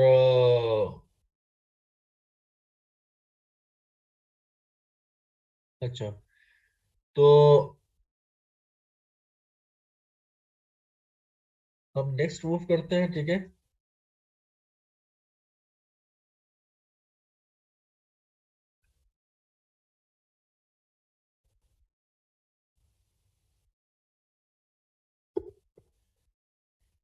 यहाँ पे आपको जो है वो डायग्राम ड्रैगमेटिक जो है वो आपका स्नेक टू है। यस, स्नेक के अंदर बैकबोन प्रेजेंट होता है, स्नेक जो है वो प्रेजेंट होता है, ठीक है। और मैं स्लाइड शेयर कर लूंगा। और हम इसलिए एनिमल किंगडम में आते हैं क्योंकि हम भी एनिमल्स लाइक हैं, ठीक है। हमारे जो स्ट्रक्चर्स हैं, हमारी बॉडी के जो स्ट्रक्चर्स हैं, हमारी जो ऑर्गेनाइजेशन है बॉडी की, तो वो भी एनिमल लाइक है। हम बेसिकली उसके बेस पे बात करते हैं, बॉडी ऑर्गेनाइजेशन के बेस पे हम एनिमल्स के अंदर काउंट होते हैं, ठीक है। अच्छा, यहाँ पे हमारे पास मुख्तलिफ जो है वो फाइलम्स हैं। पोरेफ्रा है, नीमाटोडा है, प्लेटीहेलमिन्थस है, सिलेंट्रेटा है, आर्थ्रोपोडा है, मोलस्का है, ठीक है, एकाइनोडर्मेटा है, एannelida है। तो ये बेसिकली ये जो हमारे पास जितने भी ये फाइलम्स हैं, तो ये बेसिकली क्या है, ये इनवर्टिब्रेट्स हैं, ठीक है। ये क्या है, ये सारे क्या है, इनवर्टिब्रेट्स। इनकी आपको यहाँ पे कुछ फीचर्स भी बताए गए हैं कि जो पोरेफ्रा है तो ये इनके अंदर जो है वो, अच्छा, यहाँ पे हम बेसिकली डिफाइन कर रहे हैं किस चीज के ऊपर, सेलुलर बेसिस के ऊपर और सॉरी टिश्यू के बेसिस के ऊपर, ठीक है। तो सेलुलर में हमारे पास क्या आ जाते हैं, फोरेफरा आ जाते हैं, ठीक है। और इसके अलावा जो है वो अगर हम टिश्यू की बात करें तो यहाँ पे हमारे पास फिर दो तरह के हैं। यहाँ पे एक चीज आप लोग नोट कर लें कि यहाँ पे हम बात करते हैं 3 कैटेगरीज हमारे पास यहाँ पे हैं। एक है कोलमेट एनिमल या कोलम जो है वो प्रेजेंट जिनमें होता है, ठीक है, ट्रू कोलम प्रेजेंट होता है यहाँ पे, ये फर्स्ट कैटेगरी जहाँ आप यहाँ पे देख सकते हैं। उसके बाद एक कैटेगरी है जिसको हम कहते हैं कि सूडो कोलम, यानी कि ट्रू कोलम यहाँ पे प्रेजेंट नहीं होता। कोलम क्या है, वो स्पेस है जो कि प्रेजेंट होता है अराउंड दी एनल कैविटी, या जो जो भी गैस्ट्रो ट्रैक्ट जो होता है, गट जो होता है, उसके अंदर इर्द गिर्द जो स्पेस प्रेजेंट होता है उसको कोलम कहा जाता है, हमने पिछले स्लाइड में डिस्कस किया। और तीसरी कैटेगरी वो है जिसके अंदर कोलम जो है वो एब्सेंट होता है, ठीक है, और एपिडर्मस और गैस्ट्रोडर्मस के दरमियान जो स्पेस है वो नहीं होता, ठीक है। तो वो आ जाते हैं। तो हम ऑर्गेनिजम्स को इसके बेस पे भी क्लासिफाई करते हैं, ठीक है। यहाँ पे कुछ फाइलम्स हैं, लाइक आपने डिस्कस किया कि फोरेफ्रा है, ठीक है। तो फोरेफ्रा जो है बेसिकली हमारे पास एक वो है, फाइलम है, ठीक है। और इसके अलावा जो है वो अगर हम बात करें ट्रू कॉलम प्रेजेंट जिनके अंदर जो स्पेस है, जो स्पेस प्रेजेंट होता है, कॉलम प्रेजेंट होता है, कॉलम कैविटी जो प्रेजेंट होती है, तो उनके बेस पे हमारे पास जो ऑर्गेनिजम्स हैं वो क्लासीफाई किए गए हैं मुख्तलिफ फाइलम्स में। उसमें हमारे पास क्या है, एनालिडा है, और उसके बाद आर्थ्रोपोडा है, और उसके बाद मोलस्का है, ठीक है। तो ये बेसिकली है उस इस बेस पे कि इनका जो mesodermal cells are formed from single cell during the growth of the embryo। यहाँ पे थोड़ी सी एम्ब्रियोनिक स्टेजेस की भी बात हो रही है, ठीक है, लेकिन आप लोग जो है उसको ज्यादा डिटेल में पढ़ने की जरूरत नहीं है आप लोगों को, ठीक है। तो यहाँ पे हमारे पास जो है वो इसके बारे में बताया जा रहा था कि ये जो ऑर्गेनिजम्स हैं जो कि जिनके अंदर कोलम प्रेजेंट होता है, कोलमेट एनिमल्स जो है, ठीक है। तो इसमें एनिलिडा, आर्थ्रोपोडा और मोलस्का आ जाते हैं। तो ये हमारे पास वो ऑर्गेनिजम्स है, लाइक आर्थ्रोपोडा में जितने भी इंसेक्ट्स वगैरह है वो आ जाते हैं, ठीक है। मोलस्क में वो ऑर्गेनिजम्स आ जाते हैं जिनके ऊपर वो एक शीट प्रेजेंट होता है, एक प्रोटेक्टिव कोरिंग प्रेजेंट होती है, ठीक है। और इसके अलावा जो है वो अगर हम बात करें तो एनिलिडा में भी हमारे पास मोस्टली जो है वो जो स्नेल्स वगैरह चीज वो आ जाते हैं, ठीक है। और इस तरह से हम अगर बात करें वो ऑर्गेनिजम्स की जिनकी कोई कॉलम प्रेजेंट नहीं होता, कॉलम नहीं प्रेजेंट होता जिनका, तो उसमें फिर हमारे पास क्या आ जाते हैं, सिलेंट्रेटा आ जाते हैं, या सिलेंट्रेटा आ जाते हैं। इसके अलावा प्लेटी हेलिमेंट्स आ जाती हैं। प्लेटी हेलिमेंट्स हमारे पास क्या है, टैब्स वर्म या इस तरह के जो ऑर्गेनिजम्स हैं वो हमारे पास क्या है, वो प्लेटिहेलमिन्थस के अंदर आ जाते हैं, ठीक है। और इसके अलावा जो है वो अ, हमारे पास सेलेंट्रेटा की अगर हम बात करें तो हमारे पास इसमें मोस्टली जो है वो मेरीन एनिमल्स आ जाते हैं, ठीक है। मेरीन एनिमल्स जो है वो इसके अंदर आ जाते हैं, लाइक वो जेली फिश टाइप जो एनिमल्स होते हैं वो इसके अंदर आ जाते हैं, ठीक है। और इसके अलावा जो है वो आर्थ्रोपोड्स, मैंने आपको बताया कि आर्थ्रोपोड्स मोस्टली जो है वो जो जो इंसेक्ट्स वगैरह हैं, ठीक है, वो आ जाते हैं, ठीक है। और इसके बाद हमारे पास जो एक हम कॉलम वाले ऑर्गेनिजम्स की बात करते हैं, तो उसमें हमने पढ़ा कि हमारे पास कोर्डेटा भी उसके अंदर आ जाते हैं। कोर्डेटा मीन्स के वो ऑर्गेनिज्म जिसका वर्टिब्रल कॉलम प्रेजेंट होता है, यानी कि हम बात कर रहे हैं यहाँ पे वर्टिब्रेट्स की हम बात कर रहे हैं, ठीक है। तो वर्टिब्रेट्स जो है वो यहाँ पे भी जो है वो इसके अंदर आ जाते हैं इन ऑर्गेनिजम्स के अंदर। और इकाइनोडर्मेटा है, तो इकाइनोडर्मेटा में लाइक जो स्टारफिश हैं ये बेसिकली इकाइनोडर्मेटा में आ जाते हैं, ठीक है। और इसके अलावा जो है वो हमारे पास कोर्डेटा की अगर हम बात करें तो कोर्डेटा में हमारे पास फिर फर्दर मुख्तलिफ फाइलम्स हैं जो कि अभी हम डिस्कस करेंगे वन बाय वन, ठीक है। तो यहाँ पे ये जो आपको ये एक स्ट्रक्चर दिखाया गया है, इसका मतलब यह है कि आप लोग इस चीज को अंडरस्टैंड करें, ठीक है, कि आपके पास जो ऑर्गेनिजम्स हैं उनको बेसिकली क्लासिफाई किया गया है मुख्तलिफ जो है वो उसके कैरेक्टरिस्टिक्स के बेस पे, जिसमें हमने डिस्कस किया कि लेवल ऑफ ऑर्गेनाइजेशन की हम सबसे पहले बात करते हैं, सेलुलर है और टिश्यू लेवल पे है, ठीक है। तो सेलुलर लेवल में हमारे पास ये जो एक जो वो है कैटेगरी है, तो वो हम बात कर रहे थे पोरेफ्रा की।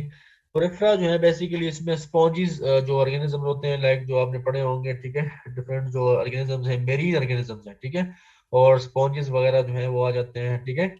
और ये ऑर्गेनिजम्स आ जाते हैं, ठीक है। और उसके बाद हमने टिश्यू लेवल पे जब हमने बात की तो हमने यहाँ पे तीन कैटेगरीज डिफाइन किए। एक ये है कि जो ऑर्गेनिज्म जिनका कॉलम प्रेजेंट होता है, फिर उसके बाद वो ऑर्गेनिज्म है जिनका कॉलम प्रेजेंट नहीं होता लेकिन हम उसको कंसिडर करते हैं कि कॉलम प्रेजेंट होता है, जिसको सूडो कॉलम कहा जाता है। और तीसरे नंबर पे वो ऑर्गेनिज्म जो ट्रू कॉलम प्रेजेंट जिनका होता है, ठीक है।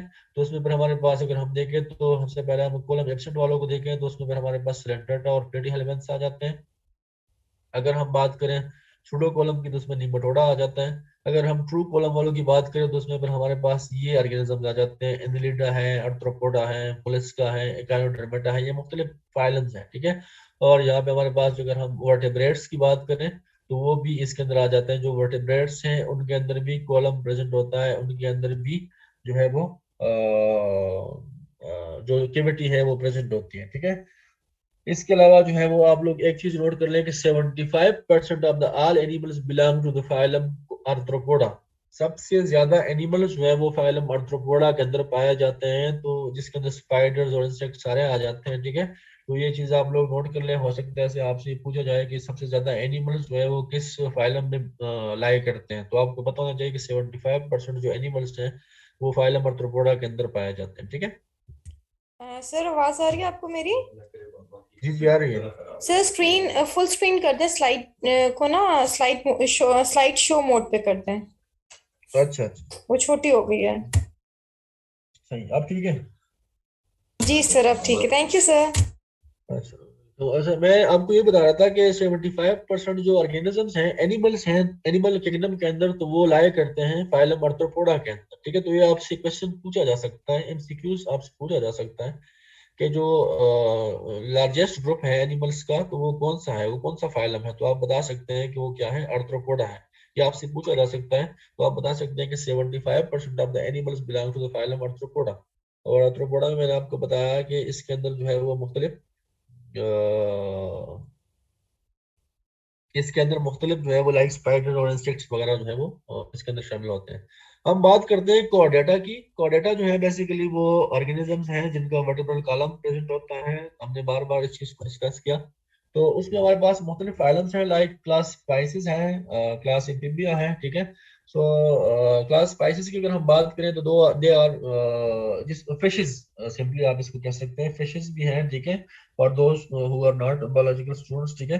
तो फिशेस हम पढ़ते हैं, फिशेस हमने पढ़ा कि फिशेस क्या होते हैं, ये कोडेट्स, ये वर्टिब्रेट्स, ये क्या है, वर्टिब्रेट्स, वर्टिब्रेट्स जिनका वर्टिब्रेट कॉलम प्रेजेंट होता है, जिनका वर्टिब्रल कॉलम प्रेजेंट होते हैं। आप लोग फिश तो खाई होगी ना आप लोगों ने, तो आपको पता होगा कि वहां पे वर्टिब्रल कॉलम जो है वो प्रेजेंट होता है, ठीक है। So they are cold blooded animals, ठीक है। कोल्ड ब्लडेड एनिमल्स वो एनिमल्स होते हैं जो कि अपने टेम्परेचर के मुताबिक अपने आप को एडजस्ट नहीं कर सकते, ठीक है। एक्वेटिक एनिमल्स हैं बेसिकली ये, ठीक है। और एक्वेटिक आपको पता है कि पानी के अंदर पाए जाते हैं, हैविंग स्ट्रीमलाइन बॉडी, ठीक है। एक स्ट्रीमलाइन बॉडी उसकी होती है, and appear of fins which are used for the swimming. Swimming के लिए आपने देखा होगा कि फिशेस के ऊपर फिन्स प्रेजेंट होते हैं, जब आप उनको कुक करते हैं तो आप वो रिमूव करते हैं उसके, ठीक है। और they have also fin, tail fin जिसको कहा जाता है, ठीक है, which is basically used for the changing the direction. आप लोग जब बोट में सफर करते हैं, बोट में बैठते हैं, एंजॉय करते हैं, तो आप देखते हैं कि बोट के बैक साइड पे एक वो लगा होता है, एक लकड़ी का एक वो लगा होता है जिससे वो उसकी डायरेक्शन को चेंज कर रहे होते हैं, ठीक है। सिमिलरली जो है वो फिशेस भी उनके टेल के फिन जो होते हैं उसके थ्रू वो क्या करते हैं, अपनी डायरेक्शन को चेंज करते हैं ड्यूरिंग दी मूवमेंट, ठीक है।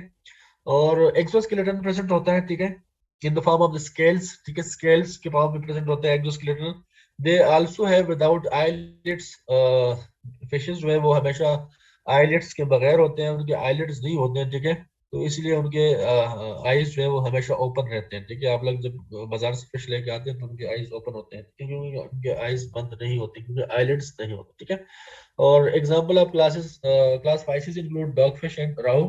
और बहुत सारे फिशेस आप लोग यूज करते हैं, ठीक है, घरों में, तो आप लोगों को पता होगा।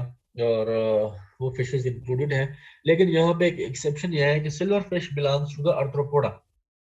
सिल्वर फिश आप लोग जो है वो उसको नोट कर ले कि सिल्वर फिश जो है वो क्लास आर्थ्रोपोडा के अंदर बिलोंग करता है, उसके अंदर लाया करता है। और सिल्वर फिश जो है it is not a member of the class spices, ठीक है। तो क्लास स्पाइसेस के अंदर जो है वो आर्थ्रोपोडा, सॉरी, सिल्वर फिश जो है वो इंक्लूडेड नहीं है। बाकी जितने फिशेज हैं वो सारे स्पाइसेस के अंदर प्रेजेंट है या फिशेस के अंदर प्रेजेंट, ठीक है। क्लास एम्फीबिया एक और क्लास है, ठीक है। ये हम डिस्कस कर रहे हैं और वर्टिब्रेट्स को डिस्कस कर रहे हैं हम। मैं बार बार इस चीज को रिपीट कर रहा हूँ कि हम ये जो ऑर्गेनिजम्स हैं ये क्या है, वर्टिब्रेट्स, जिनका वर्टिब्रल कॉलम प्रेजेंट है, ठीक है। उसके बाद क्लास एम्फीबिया है, तो क्लास एम्फीबिया में मोस्टली हमारे पास क्या आ जाते हैं जी, they usually comprise of those organisms which are cold blooded and are the habitat of the fresh waters और टेरेस्ट्रियल वाटर, ठीक है। और फ्रेश वाटर के अंदर भी पाए जाते हैं। फ्रेश वाटर हमारे पास जो है वो लाइक पोन्ड्स, रिवर्स और ये जो स्ट्रीम्स वगैरह है, ये फ्रेश वाटर रिजर्वायर्स है, ठीक है, इसके अंदर पाया जाते हैं, ठीक है। These organisms are characterized by the two pairs of limbs, smooth and moist skin for respiration. They have protruding eye, which are provided with the eyelids and aerodrome. Examples are frog, toad, and salamander. So these are the examples of amphibia. Amphibia में हमारे पास जो है वो mostly वो organisms होते हैं जो कि लैंड या खुश्की में भी रहते हैं, और वो ऑर्गेनिजम्स होते हैं जो कि पानी के अंदर भी पाए जाते हैं, ठीक है, समटाइम। तो फ्रॉग्स और टोड वगैरह आप देखते हैं कि पानी में भी सर्वाइव कर सकते हैं और लैंड में भी सर्वाइव कर सकते हैं, ठीक है। और ये इसके एग्जांपल्स हैं क्लास एम्फीबिया के, ठीक है। और हमने पढ़ा कि क्लास क्लास एम्फीबिया के जो ऑर्गेनिजम्स हैं उनकी क्या क्या स्ट्रक्चर जो होती है और किस तरह से जो है वो उसकी जो ऑर्गेनाइजेशन है बॉडी की, ठीक है। अच्छा, इसके बाद है class reptilia. So they comprise those organisms which are cold blooded, crawling on the ground with their dry skin bearing scales or bony plates. They are characterized by the presence of the neck and the absence of the external air. Digits are provided with the claws. Examples are tortoise, wall lizard and snake, ठीक है। तो reptilia या reptiles आप लोगों ने सुना होगा। ये एक क्लास है एनिमल्स का, और कौन से एनिमल्स हम डिस्कस कर रहे हैं, हम वर्टिब्रेट्स डिस्कस कर रहे हैं, ठीक है। तो वर्टिब्रेट्स का जो तीसरा एक वो है क्लास है, तो वो है रेप्टिलिया, ठीक है। और रेप्टिलिया जो है उसमें हमने पढ़ा कि इसके अंदर जो ऑर्गेनिजम्स हैं ये कोल्ड ब्लडेड एनिमल्स होते हैं, ठीक है। और ये हमेशा क्रॉलिंग करते हैं ग्राउंड के ऊपर, या है वो बोनी प्लेट्स या इसकी जो है स्केल्स प्रेजेंट होते हैं स्किन के ऊपर, जिसकी वजह से क्रॉलिंग करते हैं। लाइक स्नेक आप लोगों ने देखा होगा किस तरह से वो मूव करते हैं। किसी ने अगर फिजिकली नहीं देखा होगा तो किसी ने वीडियोस में तो लाजमी देखा होगा कि किस तरह से स्नेक जो है वो मूव करता है, क्रॉलिंग करता है, ठीक है। और They are characterized by the presence of the neck and the absence of the external air. External air जो है वो most of the time present नहीं होता, जिस तरह हमारा external air आप देख सकते हैं, तो ये उन organisms में नहीं पाया जाता, ठीक है। और examples इसके जो है वो टॉर्टोइज और इसके अलावा जो है वाल लिजर्ड और स्नेक जो है इसके क्या है कॉमन एग्जांपल्स हैं क्लास रेप्टिलिया के। इसके अलावा जो है वो क्लास हेवीज या बर्ड्स हैं, ठीक है। तो they are warm blooded animals having streamline body, ठीक है, to lower the air resistance. जिस तरह कि आपको पता है कि बर्ड्स हमेशा उड़ते हैं, फ्लाइट करते हैं, ठीक है। तो एयर रेजिस्टेंस को कम करने के लिए इसकी जो बॉडी होती है वो स्ट्रीमलाइन बॉडी होती है, ठीक है। और during the flight and their fore limbs are modified into wings. इनके जो फोर लिम्स होते हैं वो विंग्स के फॉर्म में होते हैं, आप देखते हैं बर्ड्स आपने देखे होंगे, ठीक है, कि उनके विंग्स प्रेजेंट होते हैं। They are characterised by digits which are clawed and covered with scales. Exoskeleton in the form of feathers. इनके स्किन के ऊपर जो फीदर्स प्रेजेंट होते हैं वो एक्सोस्केलेटन कंसीडर किया जाता है, ठीक है। और नेक और बीक, आपको पता है कि बीक चोंच जो है वो प्रेजेंट होता है, बर्ड जितने भी हैं, ठीक है, they have neck and beak. इसके अलावा जो है वो इसके एग्जांपल कॉमन जो है वो पैरट्स, पिजन और डक्स वगैरह जो है वो उनके एग्जांपल्स हैं क्लास एविस के, क्लास बर्ड्स के। तो ये हमने चार क्लासेस पढ़े हैं किस चीज के, वर्टेब्रेट्स के। इसमें हमने सबसे पहले डिस्कस किया क्लास स्पाइसेस के वाले से, फिर हमने डिस्कस किया क्लास एम्फीबिया, फिर हमने डिस्कस किया क्लास रिप्टेलिया और एविस या बर्ड्स को हमने डिस्कस किया, ठीक है। जो लास्ट क्लास है वो है क्लास मेमेलिया, ठीक है। तो these organisms are distinguished by the presence of the memory glands, ठीक है। मेमोरी ग्लैंड्स प्रेजेंट होते हैं, इस वजह से इनको हम क्लास मेमेलिया में डिस्टिंग्विश फीचर है किसका, ठीक है। A body that is divided into head, neck, trunk and tail, ठीक है। आप ऑर्गेनाइज्ड एक पूरी डेवलप्ड बॉडी होती है जिसमें हेड भी होता है, नेक, ट्रंक और टेल भी मोस्ट ऑफ द टाइम जो है वो आप देखते हैं, ठीक है। इसके अलावा digits are provided with the claws, nails, hooves, ठीक है, नेल्स भी हैं, ठीक है, हेयर्स भी प्रेजेंट होते हैं एक्सोस्केलेटन के फॉर्म में, ठीक है, फर भी प्रेजेंट होते हैं, ठीक है। एनिमल्स जो कि हम यहाँ पे डिस्कस कर रहे हैं, और एनिमल्स जो है वो उसमें हम भी आते हैं, बाकी एनिमल्स भी आते हैं जो कि मेमोरी ग्लैंड्स जिनमें प्रेजेंट होता है, ठीक है। They are warm blooded animals, ठीक है, ये हमेशा क्या होते हैं, वार्म ब्लडेड एनिमल्स होते हैं, ठीक है। मंकी, मैन, लायन, रेट और बेट और स्क्वेरल वगैरह जो है ये क्या है, ये मेमेलिया, क्लास मेमेलिया के अंदर इंक्लूडेड है, ठीक है। तो हम भी क्लास मेमेलिया के अंदर आते हैं, ठीक है। मंकी भी है, लायन, रेट और बेट, ये सारे क्या है, क्लास मेमेलिया के अंदर आ जाते हैं, ठीक है। So these are the few representative classes of the animal kingdom. Animal kingdom हमने पढ़ा, एनिमल किंगडम ने हमने डिस्कस किया सबसे पहले अच्छा हमने डिस्कस किया वी आर हम बहुत स्लो जा रहे हैं, मैं आप लोगों के क्वेश्चन जो है वो क्लास के एंड में जो है वो करूंगा, आंसर करूंगा, ठीक है। तो ब्रेक से पहले, तो क्योंकि अभी हमने प्लांट्स के हवाले से भी पढ़ना है, ठीक है, प्लांट्स की जो क्लासिफिकेशन वो भी हमने पढ़नी है। तो यहाँ तक हमने पढ़ा कि प्लांट एनिमल्स जो है बेसिकली एनिमल्स में दो मेन कैटेगरीज होती हैं, एक वर्टेब्रेट्स और एक अनवर्टेब्रेट्स। उनकी हमने कैरेक्टरिस्टिक्स पढ़ी, फिर उनके बाद हमने उसकी क्लासिफिकेशन के बारे में भी थोड़ा सा बहुत पढ़ा। हमने मुख्तलिफ फाइलम्स जो है वो इनवर्टेब्रेट्स के डिस्कस किए, फिर उसके बाद हमने मुख्तलिफ क्लासेस डिस्कस किए या फाइलम्स डिस्कस किए किसके, वर्टिब्रेट्स के, ठीक है। अच्छा, नेक्स्ट जो हमारा टॉपिक है वो है kingdom planting. So this kingdom includes all the plants on the earth. These are multicellular eukaryotes and consist of a rigid structure that surrounds the cell membrane called the cell wall. These have a green colored pigment called chlorophyll which is important for photosynthesis, ठीक है। तो simple सी कुछ चीजें हैं, मैं explain कर लेता हूँ प्लांट्स के हवाले से, ठीक है। प्लांट्स जितने भी हैं वो किंगडम प्लांटिंग के अंदर कंसिडर होंगे, ठीक है, उनके अंदर हम इसको इंक्लूड करेंगे, ठीक है। और these are the multi cellular eukaryotes. ये क्या है, जिस तरह हमने 5 किंगडम क्लासिफिकेशन वाले स्लाइड्स के ऊपर पढ़ा था कि प्लांट्स हमेशा क्या होते हैं, मल्टी सेलुलर होते हैं, वो एक से ज्यादा सेल्स से बने होते हैं, ठीक है। यूकैरियोट्स हैं, इनकी जो सेलुलर ऑर्गेनाइजेशन है वो मल्टीसेलुलर है, और जो सेल्स हैं वो यूकैरियोटिक सेल्स हैं, ठीक है। और consist of the rigid structure that surrounds the cell membrane. हमने पहले लेक्चर में पढ़ा था कि जो प्लांट्स हैं उनके जो सेल्स हैं उनकी आउटर मोस्ट बाउंड्री जो होती है वो सेल वॉल होती है, ठीक है।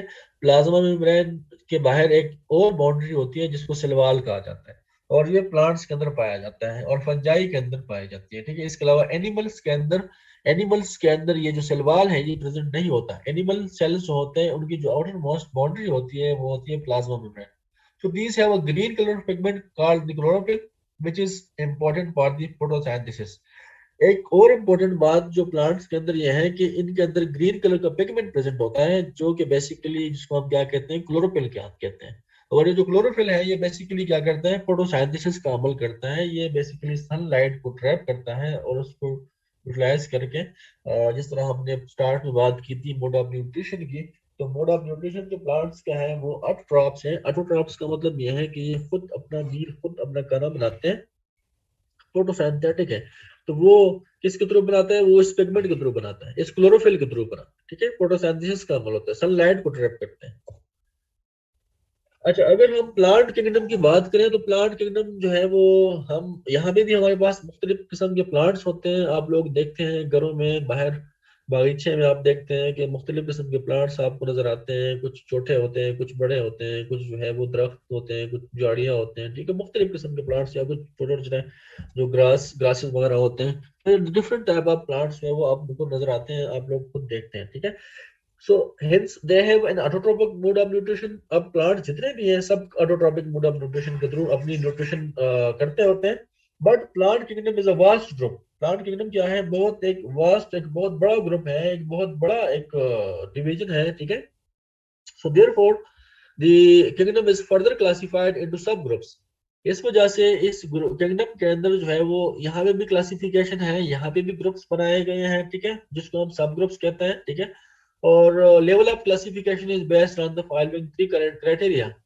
अब हमने प्लांट जितने, जिस तरह मैंने आपको बताया कि प्लांट्स बहुत ज्यादा है और प्लांट्स को हमने भी क्लासिफाई करना है, क्योंकि हम सारे प्लांट्स को एक ग्रुप के अंदर नहीं रख सकते, क्योंकि हम जब इसको स्टडी करेंगे पढ़ेंगे तो हमारे लिए मुश्किल हो जाएगा। तो हम प्लांट्स को भी क्लासिफाई करते हैं ग्रुप्स में, सब ग्रुप्स में। ठीक है, अब वो ग्रुप्स, हम उस ग्रुप्स को क्लासिफाई करने के लिए, उस प्लांट्स को उस ग्रुप्स में क्लासिफाई करने के लिए हमारे पास कोई क्राइटेरिया होना चाहिए। हमें हमें हमारे पास कुछ रूल्स होने चाहिए जिस रूल्स के बेस पे हम प्लांट्स को क्लासिफाई कर सकें। ठीक है, तो वो तीन क्राइटेरिया बेसिकली यहाँ पे स्लाइड में आपको नजर आ रही है। सबसे पहले जो क्राइटेरिया है वो है प्लांट बॉडी। जिस तरह के आपको पता है, आपने नॉर्मली देखा होगा कि प्लांट की एक बॉडी होती है जिसमें लीव्स, स्टेम, रूट और ये स्ट्रक्चर्स होते हैं। ठीक है, और ब्रांचेस होते हैं। ठीक है, फ्लावर्स, ये सारी चीजें जो है वो प्लांट बॉडी के अंदर आती है। सो अगर किसी प्लांट की ये बॉडी बनी हुई है, प्लांट्स की जो है वो ब्रांचेस, स्टेम, रूट और लीव्स आपको नजर आ रहे हैं, तो इसका मतलब यह है कि इनका जो स्ट्रक्चर है वो वेल डिफरेंशिएटेड स्ट्रक्चर है। ठीक है, वो जो स्ट्रक्चर है वो क्या है, वेल डिफरेंशिएटेड स्ट्रक्चर है। ये है प्लांट बॉडी की हम बात कर रहे हैं कि प्लांट बॉडी बनी हुई है। आपको प्लांट नजर आ रहे हैं तो उसमें आपको लीव्स नजर आ रहे हैं, ब्रांचेस नजर आ रहे हैं, स्टेम नजर आ रहे हैं, उसके रूट्स हैं, फ्रूट है, जो भी है। ठीक है, तो ये क्या है, this is called plant body. और ये वेल डिफरेंशिएटेड स्ट्रक्चर इसका है या नहीं है, ये एक क्राइटेरिया होगा। ठीक है, दूसरे नंबर पे जो क्राइटेरिया वो ये है कि वेस्कुलर सिस्टम। क्योंकि आपको पता है कि प्लांट्स के अंदर भी वेस्कुलर सिस्टम होता है, प्लांट्स के अंदर भी ट्रांसपोर्टेशन होती है सब्सटेंसेस की, वाटर की, न्यूट्रिएंट्स की, मिनरल्स की ट्रांसपोर्टेशन होती है। तो उन ट्रांसपोर्टेशन के लिए बेसिकली प्लांट्स के अंदर एक वेस्कुलर सिस्टम होता है। आप लोगों ने पढ़ा होगा शायद जाइलम और फ्लोएम के बारे में, आप लोगों ने पढ़ा होगा एफएससी में और मैट्रिक में। ठीक है, तो वो बेसिकली क्या है, वेस्कुलर सिस्टम है, जो कि बेसिकली प्लांट्स के अंदर ट्रांसपोर्टेशन का काम करते हैं, वाटर को, मिनरल्स को, न्यूट्रिएंट्स को ट्रांसपोर्ट करते हैं। ठीक है, तो वो जो वेस्कुलर सिस्टम है वो प्रेजेंट है या एब्सेंट है, ये एक और क्राइटेरिया होगी। ठीक है, दो क्राइटेरिया हमने यहाँ तक डिफाइन किए, एक प्लांट बॉडी, दूसरा vascular system. Plant body differentiated है या नहीं है, वेस्कुलर सिस्टम प्रेजेंट है या नहीं है। तीसरा जो क्राइटेरिया वो है सीड फॉर्मेशन का, कि क्या जो प्लांट है वो सीड बना रहे हैं, सीड बेयरिंग प्लांट है या फ्लावर बेयरिंग प्लांट है या नहीं है। ठीक है, तो उसमें है कि whether the plants bears flowers and seed or not. If it does, then whether it is enclosed within fruits or not. ठीक है, ये यहाँ पे आप लोग देख लें कि जो प्लांट्स हम क्लासिफाई करते हैं उसकी जो तीसरी क्राइटेरिया है वो ये है कि जो सीड फॉर्मेशन की हम बात करते हैं कि प्लांट सीड बना रहा है, फ्लावर है, सीड है, नहीं है। ठीक है, अगर है तो वो सीड जो है वो ओपनली जो है वो है प्रेजेंट, यानी कि वो किसी उसके ऊपर कोई कवरिंग नहीं है, या वहां पे कोई फ्रूट जो है वो प्रेजेंट है, और उस फ्रूट के अंदर जो है वो सीड इनक्लोज है। तो ये हम पढ़ेंगे अभी क्राइटेरिया, इस क्राइटेरिया के बेस पे हम प्लांट्स को करेक्टराइज करेंगे, इस प्लांट्स को हम क्लासीफाई करेंगे, इनके सब ग्रुप्स बनाएंगे, अभी हम डिस्कस करेंगे। लेकिन ये 3 क्राइटेरियाज आपके जहन में होने चाहिए कि हम प्लांट्स को किस क्राइटेरिया के बेस पे क्लासीफाई करते हैं। एक प्लांट बॉडी के बेस पे, दूसरा जो है वो वैस्कुलर सिस्टम के बेस पे, और तीसरा जो है वो सीड फॉर्मेशन के बेस पे। Classification system of plants. अब प्लांट्स को जब हम क्लासीफाई कर रहे हैं, ठीक है, तो इसमें अगर आप देखें तो, अगर हम देखें सबसे पहले तो वो प्लांट्स, सबसे पहले जो क्राइटेरिया हमने डिस्कस किया, वो हमने क्या डिस्कस किया, प्लांट बॉडी। तो do not have differentiated body parts. Plant body जो है वो वेल डिफरेंशिएटेड नहीं है, तो वो कौन सा है, वो है तेलोफाइटा। तेलोफाइटा वो एक क्लास है, एक ग्रुप है, एक सब ग्रुप है प्लांट्स के अंदर, किंगडम प्लांटी के अंदर, जिसकी जो है वो कोई वेल डिफरेंशिएटेड बॉडी पार्ट्स नहीं है। दूसरे नंबर पे हमारे पास जो प्लांट्स है वो है, they have differentiated body parts, like they have leaves, they have branches, they have stem, they have flowers, ठीक है। तो ये आ जाती है, ठीक है, और दे हैव रूट्स, ठीक है। तो ये दो क्राइटेरिया, हम दो क्लासेस हमारे पास आ गई हैं, ठीक है। पहला क्राइटेरिया के बेस पे, प्लांट बॉडी के उसके बेस पे वेल डिफरेंशिएटेड स्ट्रक्चर है या नहीं है, उसके बेस पे हमारे पास दो कैटेगरीज आ गए। एक पहले नंबर पे वो है जिनकी डिफरेंशिएटेड बॉडी पार्ट्स नहीं है, उसमें सिर्फ एक ग्रुप लाया करता है जिसको हम कहते हैं तेलोफाइटा। दूसरे नंबर पे वो ऑर्गेनिजम्स, वो प्लांट्स जिनकी डिफरेंशिएटेड बॉडी पार्ट्स हैं, जिसमें हमारे पास फिर क्या है, फर्दर सब कैटेगरीज है, लाइक ब्रायोफाइटा है, ठीक है, ब्रायोफाइटा। तो यहाँ पे दूसरे नंबर पे जो, अब यहाँ पे एक तो हमने क्राइटेरिया अप्लाई कर लिया, अब हम दूसरा क्राइटेरिया अप्लाई कर रहे हैं। दूसरा क्राइटेरिया क्या है, वेस्कुलर टिश्यूज की हमने बात की थी। तो वेस्कुलर टिश्यूज प्रेजेंट है, नहीं है, प्रेजेंट है, तो फिर उसके अंदर सब कैटेगरीज है। और अगर नहीं प्रेजेंट तो उसका एक कैटेगरी यहाँ पे आप आ जाती है जिसको हम कहते हैं ब्रायोफाइटा। यहाँ पे ये आप देख सकते हैं ब्रायोफाइटा। तो यहाँ पे अभी तक हमने दो क्राइटेरिया जिसके ऊपर अप्लाई किए। सबसे पहले हमने जो क्राइटेरिया अप्लाई किया वो हमने कहा कि डिफरेंशिएटेड बॉडी पार्ट्स हैं या नहीं है। दूसरे नंबर पर जो हमने क्राइटेरिया अप्लाई किया वो हमने कहा कि वेस्कुलर टिश्यूज है या नहीं है। उसके बाद हम आ जाते हैं तीसरे नंबर पे, कि जो ऑर्गेनिजम्स हैं, जो प्लांट्स हैं, वो सीड प्रोड्यूसिंग है या सीड प्रोड्यूसिंग नहीं है। तो फिर उसमें भी हमारे पास एक यहाँ पे ग्रुप अलहदा हो जाता है जिसको हम कहते हैं कि they do not produce seeds, जिसको हम कहते हैं ट्यूडोपाइटा। तो ये तीन कैटेगरीज तो अलग से हमारे पास आ गए। अब जो सीड प्रोड्यूसिंग प्लांट्स हैं उसमें फिर हमारे पास दो कैटेगरीज हैं जिसको जिम्नोस्पर्म्स और एंजियोस्पर्म्स कहा जाता है, ठीक है। तो ये हम अभी डिस्कस करेंगे, ये सारे जो कैटेगरीज हैं ये हम डिस्कस करेंगे, लेकिन इसकी क्लासिफिकेशन क्राइटेरिया आपको क्लियर होना चाहिए कि इसमें 3 पॉइंट्स हमने इसके ऊपर अप्लाई किए। सबसे पहले हमने देखा कि plant differentiated, well differentiated body parts हैं या नहीं है। दूसरे नंबर में हमने क्या क्राइटेरिया अप्लाई किया, दूसरे नंबर में हमने ये क्राइटेरिया अप्लाई किया कि वेस्कुलर टिश्यूज प्रेजेंट है या नहीं है। और तीसरे नंबर पे हमने क्राइटेरिया ये अप्लाई किया कि वो जो प्लांट्स हैं तो वो सीड प्रोड्यूसिंग है या नहीं है। अगर सीड प्रोड्यूसिंग है तो फिर वो सीड प्रोड्यूस जो कर रहे हैं उसमें फिर वो नेकेड सीड्स हैं या कवर्ड सीड्स हैं। तो ये क्राइटेरिया है बेसिकली, ठीक है, जो कि हमने स्लाइड में डिस्कस किया और यहाँ पे हमने इसको अप्लाई किया। तो हमारे पास इस क्राइटेरिया के बेस पे 5 ग्रुप्स बन गए, तेलोफाइटा, ब्रायोफाइटा, ट्यूडोफाइटा और जिम्नोस्पर्म्स और एंजियोस्पर्म्स। अभी हम वन बाय वन डिस्कस करते हैं इस प्लांट्स को, इस ग्रुप्स को, ठीक है। तो किंगडम प्लांटी के अंदर सबसे पहले हमारे पास जो एक हमने ग्रुप डिफाइन किया, तेलोफाइटा। तेलोफाइटा का हमने ये चीज डिस्कस की, हमने चीज क्लासिफाई किया कि they do not have well differentiated body, plant body, ठीक है। So these are the lower most plants of the plant kingdom. ये प्लांट किंगडम के लोअर मोस्ट प्लांट्स हैं, ठीक है।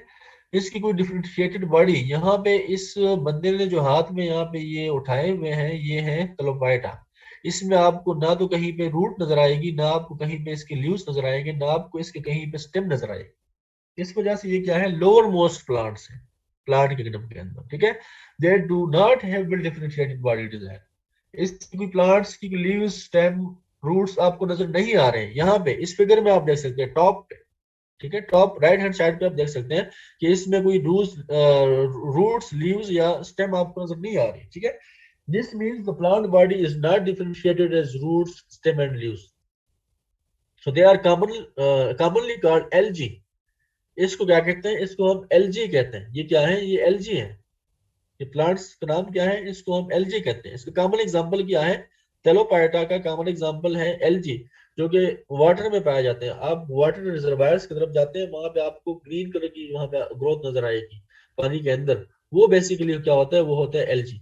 ये आप यहाँ पे इस फिगर में भी देख सकते हैं, this is algae, no well differentiated body parts, ठीक है। और आपको यहाँ नजर आ रहे हैं इसमें रूट्स, प्लांट, रूट्स, लीव्स और स्टेम आपको कहीं भी नजर नहीं आ रहा, ठीक है। तो this is called thallophyta, algae is the common example, ठीक है। दूसरे नंबर पे जो हमने डिफाइन किया कैटेगरी, दूसरी कैटेगरी क्या है? दूसरी कैटेगरी में वो प्लांट्स हैं जो कि वेल डिफरेंशिएटेड प्लांट स्ट्रक्चर है, ठीक है, प्लांट बॉडी है, लाइक ब्रायोफाइटा। उसमें सबसे पहले क्या है? ब्रायोफाइटा है। तो ब्रायोफाइटा तो हमने यहाँ पे डिस्कस किया, लेकिन ब्रायोफाइटा के में भी आप लोग ध्यान में रखें कि ब्रायोफाइटा वो ऑर्गेनिजम्स हैं जिनकी वेस्कुलर टिश्यूज प्रेजेंट नहीं है, ठीक है। तो these are the small terrestrial plants, they show differentiation in the body design with stem, leaf like structure and root like structure. इसके अंदर भी कोई वेल डिफाइंड या वेल डिजाइन जो है वो रूट्स, स्टेम और वो जो आपको स्ट्रक्चर्स है वो नजर नहीं आएंगे, लेकिन यहाँ पे आप कुछ स्ट्रक्चर्स लीफ लाइक होंगे, रूट लाइक स्ट्रक्चर्स होंगे। लाइक इस फिगर में आप नीचे यहाँ पे देख सकते हैं, ये जो आपको यहाँ पे ग्रोथ नजर आ रही है ग्रीन कलर की, ये जो आपको नजर आ रही है, और इस तरह की ग्रोथ आप लोगों ने घरों में भी देखा होगा जहाँ पे पानी ज्यादा बहता होता है किसी एक जगह में, तो वहां पे आप इस तरह की ग्रोथ आप देखते होते हैं। ये वही चीज है बिल्कुल, ठीक है, ये वही चीज है जिसको मोसिस या मर्केंशिया कहा जाता है, ठीक है। तो इसका आपने डिस्कस किया कि इसकी कोई डिफरेंशिएटेड बॉडी है, लेकिन रूट लाइक, लीव लाइक और स्टेम लाइक स्ट्रक्चर होता है, ठीक है। यहाँ पे भी वेल डिफरेंशिएटेड बॉडी नहीं है, ठीक है। अच्छा, plants that possess spores and embryo but lack vascular tissue and seeds. ये जो प्लांट्स हैं इसके अंदर स्पोर्स और एम्ब्रियो तो पाया जाता है, लेकिन इसके अंदर वैस्कुलर टिश्यूज या सीड्स नहीं पाए जाते।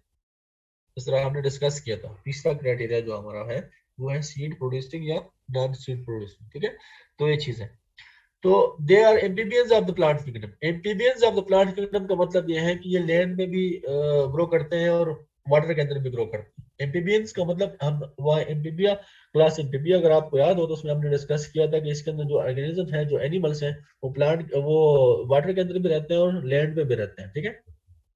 तो यहाँ पे भी वही चीज आपको नजर आ रही है कि ये जो प्लांट है ये तो लैंड पे भी ग्रो करते हैं जहाँ पे इनको ह्यूमिडिटी मिल जाती है, और ये वाटर के अंदर भी ग्रो करते हैं, ठीक है। इस वजह से इसको कहा जाता है कि these are the amphibians of plant kingdom, ठीक है। और इसके अलावा जो है इसका एग्जांपल मोसिस आपको यहाँ पे नजर आ रहा है, दिस इज मोसिस, ठीक है, and Marchantia, it is also kind of small plant, ठीक है। तो बिलोंग टू दिस ग्रुप। तो ये दो कैटेगरीज हमने अभी तक डिस्कस किए एक प्लांट किंगडम में। इसमें हमने एक क्लोपाइटा, दूसरा जो है वो ब्रायोफाइटा डिस्कस किया, ठीक है। ब्रेक हम करेंगे इस टॉपिक के एंड पे, ठीक है। तो अगर किसी ने ब्रेक का मैसेज किया हुआ है तो मैं रीड नहीं कर रहा, लेकिन मैं आपको बता रहा हूँ कि हम ये टॉपिक एंड करेंगे, उसके बाद हम ब्रेक करेंगे, ठीक है।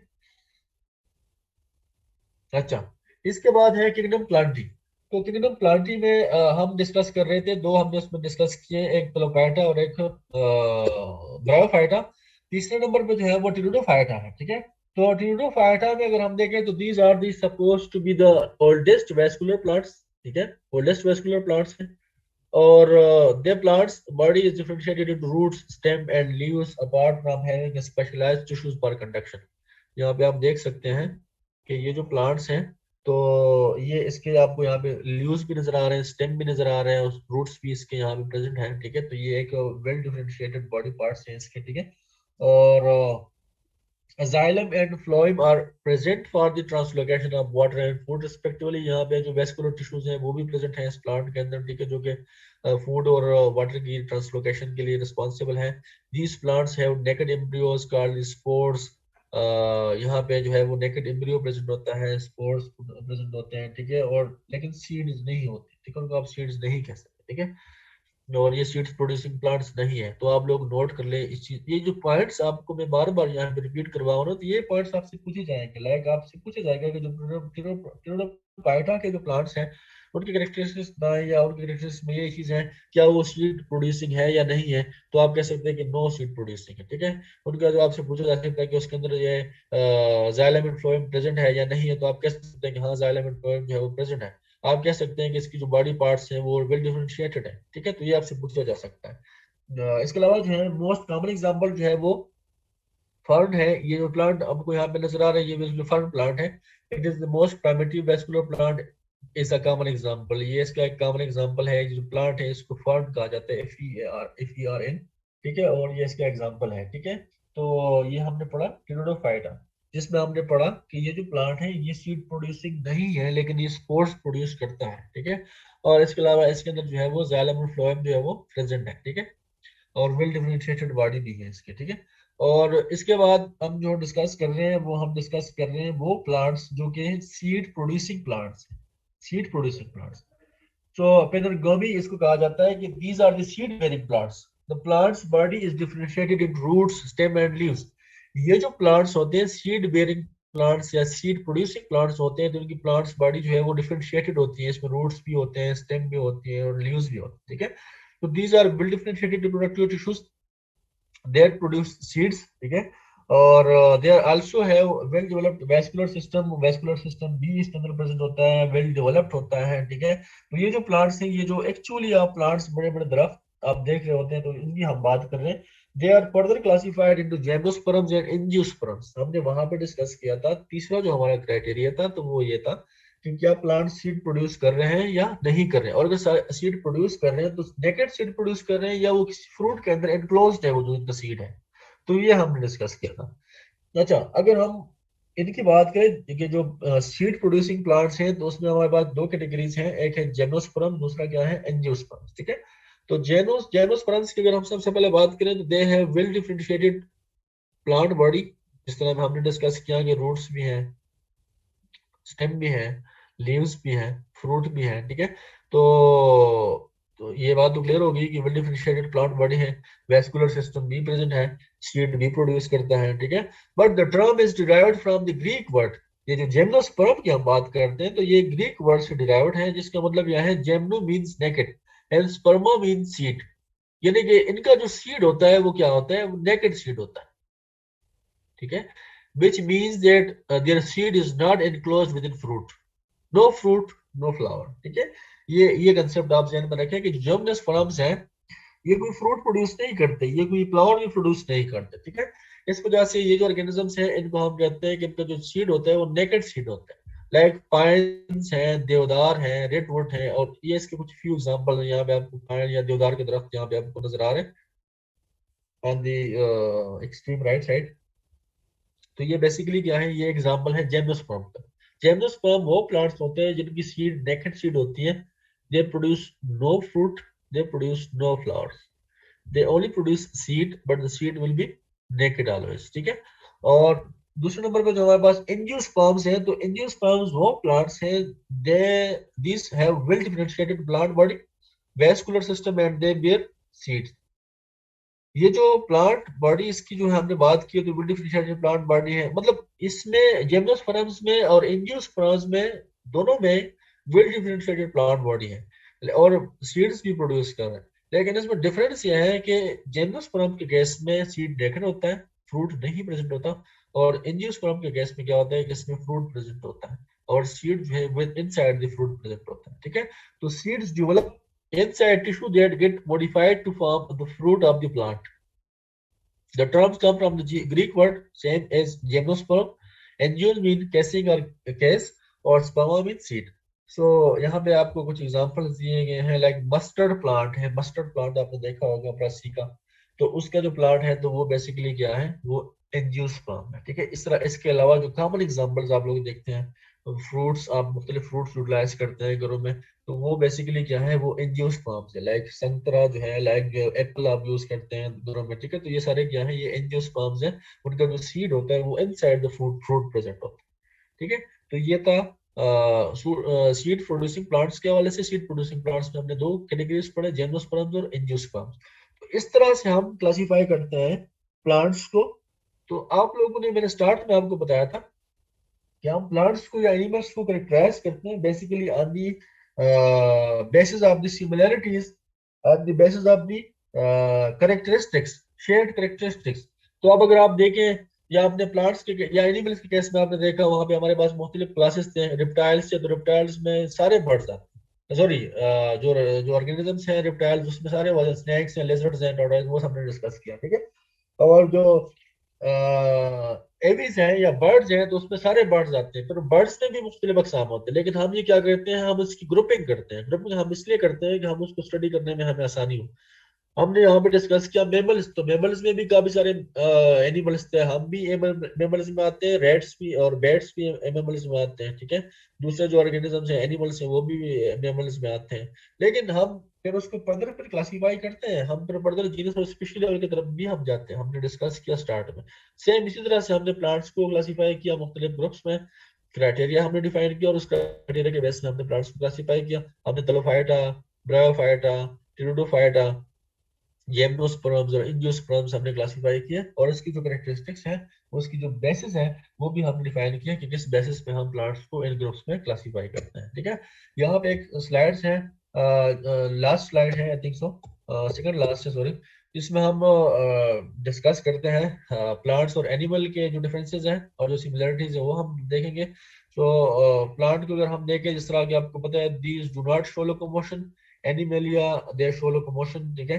It contains all eukaryotic photosynthetic organism. Plants की बात अगर हम करें तो ये फोटोसिंथेटिक भी होते हैं, यूकैरियोटिक भी होते हैं। हम ये चीजें बार बार रिपीट करते जा रहे हैं, आप लोग ये मेमोराइज कर लें, क्योंकि आपसे पूछा जा सकता है, एमसीक्यूज में आ सकते हैं चीजें। It contains heterotrophic eukaryotic multicellular organism, ठीक है। मोड ऑफ न्यूट्रिशन की बात हो रही है कि प्लांट्स हमेशा फोटोसिंथेटिक होते हैं, और जो ह्यूमंस होते हैं या एनिमल्स होते हैं वो क्या होते हैं, हेटेरोट्रॉपिक मोड ऑफ न्यूट्रिशन होता है इनका। बाकी सेल्स दोनों के क्या होते हैं, मल्टीसेलुलर होते हैं और यूकैरियोटिक होते हैं। Plant cells have a cell wall, animal cells lack a cell wall.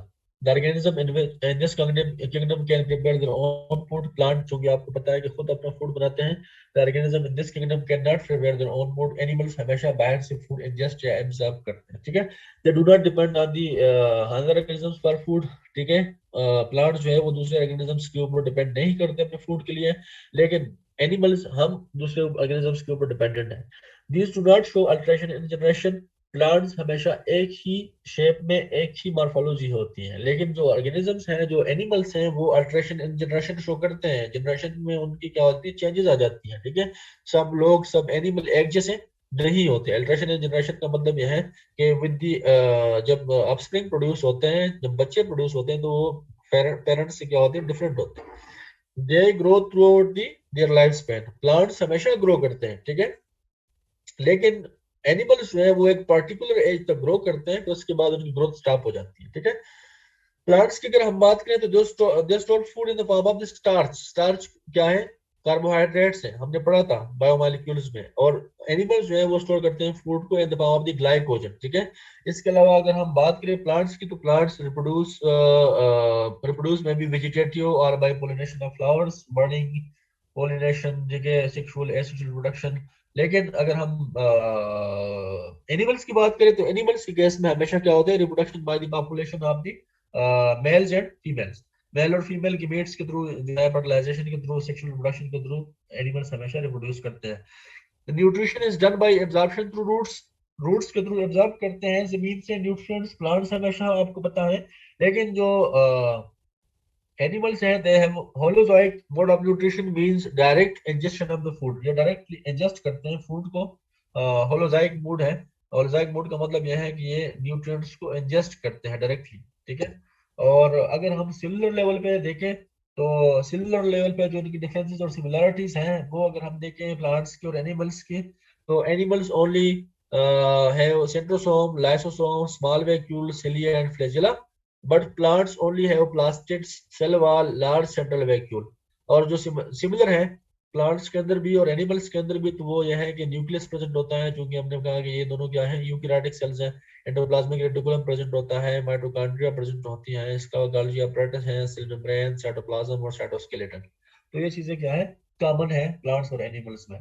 तो आज के लेक्चर में हमने पढ़ा बेसिकली प्लांट्स और एनिमल किंगडम के हवाले से, और हमने जो नेचर के अंदर जो हमने डाइवर्सिटीज पढ़े कि प्लांट्स और एनिमल्स भी एक जैसे नहीं है, उसमें भी कुछ डिफरेंसेस हैं, और वो डिफरेंसेस हमने डिस्कस किए। उस डिफरेंसेस को यूटिलाइज करते हुए हमने उनके मुख्तलिफ ग्रुप्स और मुख्तलिफ क्लासेस डिफाइन किए, हमने डिस्कस किए, ठीक है। तो आज के लेक्चर का जो समरी है वो ये है कि हम प्लांट्स और एनिमल्स को बेसिकली कैटेगराइज करते हैं, ग्रुपिंग उसकी करते हैं on the basis of the shared characteristics, ठीक है। तो ये हमारा आज का लेक्चर था, और जो हमने डिस्कस किया इस लेक्चर में मैंने कुछ पॉइंट्स हाईलाइट किए हुए भी हैं, ये स्लाइड्स आपको मिल जाएंगे, उसमें से आप पढ़ भी सकते हैं, ठीक है। जो कि आपके स्क्रीनिंग टेस्ट के हवाले से आपको फायदा देंगे। और यहाँ पे हमारा मेनली फोकस यही है कि हम मोस्टली जो है वो हाईलाइट करें जो प्रीवियस एमसीक्यूज आपके पेपर्स में आए हुए हैं, वो हम हाईलाइट करें, उसके मुताबिक हम आपके क्विज़ेस और ये चीज़ें जो है वो उसके मुताबिक हम आपके कंटेंट्स को आप तक पहुंचाएं। ठीक है, थोड़ा सा मैं अपने क्वेश्चंस को सरसरी से देखता हूँ। ह्यूमन जो है मेमल्स में आता है, ठीक है, और सिल्वर फिश जो है वो मोस्टली जो है वो इसकी जो करेक्टरिस्टिक्स हैं वो आर्थ्रोपोड्स के जैसे हैं, जिस वजह से इसको जो है ना वो उसकी वजह से वो उसमें शुमार होते हैं। कोल्ड ब्लडेड का मैंने आपको बताया कि वो उनकी जो जिस तरह के हम टेम्परेचर के साथ साथ अपने अपने आप को अडॉप्ट कर लेते हैं, तो हम वार्म ब्लडेड हैं। वो जो कोल्ड ब्लडेड एनिमल्स होते हैं वो एक्सटर्नल एनवायरनमेंट के साथ अपने आप को अडॉप्ट नहीं कर सकते हैं। ऑक्टोपस जो है वो आपको पता है कि किस ग्रुप में बिलोंग करता है। कोल्ड ब्लडेड एनिमल्स मैंने दोबारा रिपीट करा, क्रोकोडाइल्स हैं, मुख्तलिफ ऑर्गेनिजम्स हैं, आप इनको सर्च कर सकते हैं, ये गूगल आपको बताएगा कि ये कौन से ऑर्गेनिजम्स हैं। ठीक है, और वन बाय वन हम ऑर्गेनिजम्स को डिस्कस करते जाएंगे तो मुश्किल हो जाएगा। ठीक है, इसलिए आप लोग खुद इसको गूगल करें। और इसके अलावा जो है वो हेन is also included in birds, exactly, ठीक है। और ठीक है, वेल, हाँ बिल्कुल, इस तरह की फिश भी हैं जो कि मेमेलिया में इंक्लूडेड है, मेमल्स हैं जिनके मेमोरी ग्लैंड्स प्रेजेंट होते हैं। और ब्रेक ब्रेक ब्रेक, तो प्लीज हैव अ ब्रेक। और वेस्कुलर सिस्टम भी हमने डिस्कस किया कि जाइलम और फ्लोएम और जो वेसल्स होते हैं जो कि ट्रांसपोर्टेशन में काम करते हैं प्लांट्स और एनिमल्स के अंदर। और प्लांट्स जो है वो क्लोरोफिल के थ्रू, हाँ, फोटोसिंथेसिस का प्रोसेस होता है जिसके थ्रू प्लांट्स अपना फूड बनाते हैं। ठीक है, और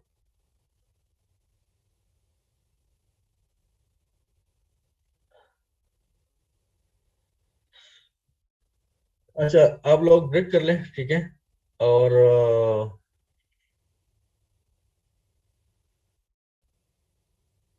अच्छा, अल्ट्रेशन एंड जनरेशन मैंने आपको बताया कि जिस तरह आपको पता है कि प्लांट जितनी दफा भी आप ग्रो करेंगे सेम मॉर्फोलॉजी उसकी होगी, सेम उसकी स्ट्रक्चर और फिजिकल अपीयरेंस आपकी उनकी होगी। लेकिन एनिमल्स जो है वो जब प्रोड्यूस करते हैं, रिप्रोड्यूस करते हैं, तो उनके बच्चे जो है वो उन जैसे नहीं होते, वो उनसे डिफरेंट होते हैं। ठीक है, तो इसका मतलब है अल्ट्रेशन एंड जनरेशन। अच्छा, नेक्स्ट अभी क्लास स्टार्ट हम करते हैं, थोड़ा सा जल्दी से आप ब्रेक कर लें। अबीर, आप हैं यहाँ पे?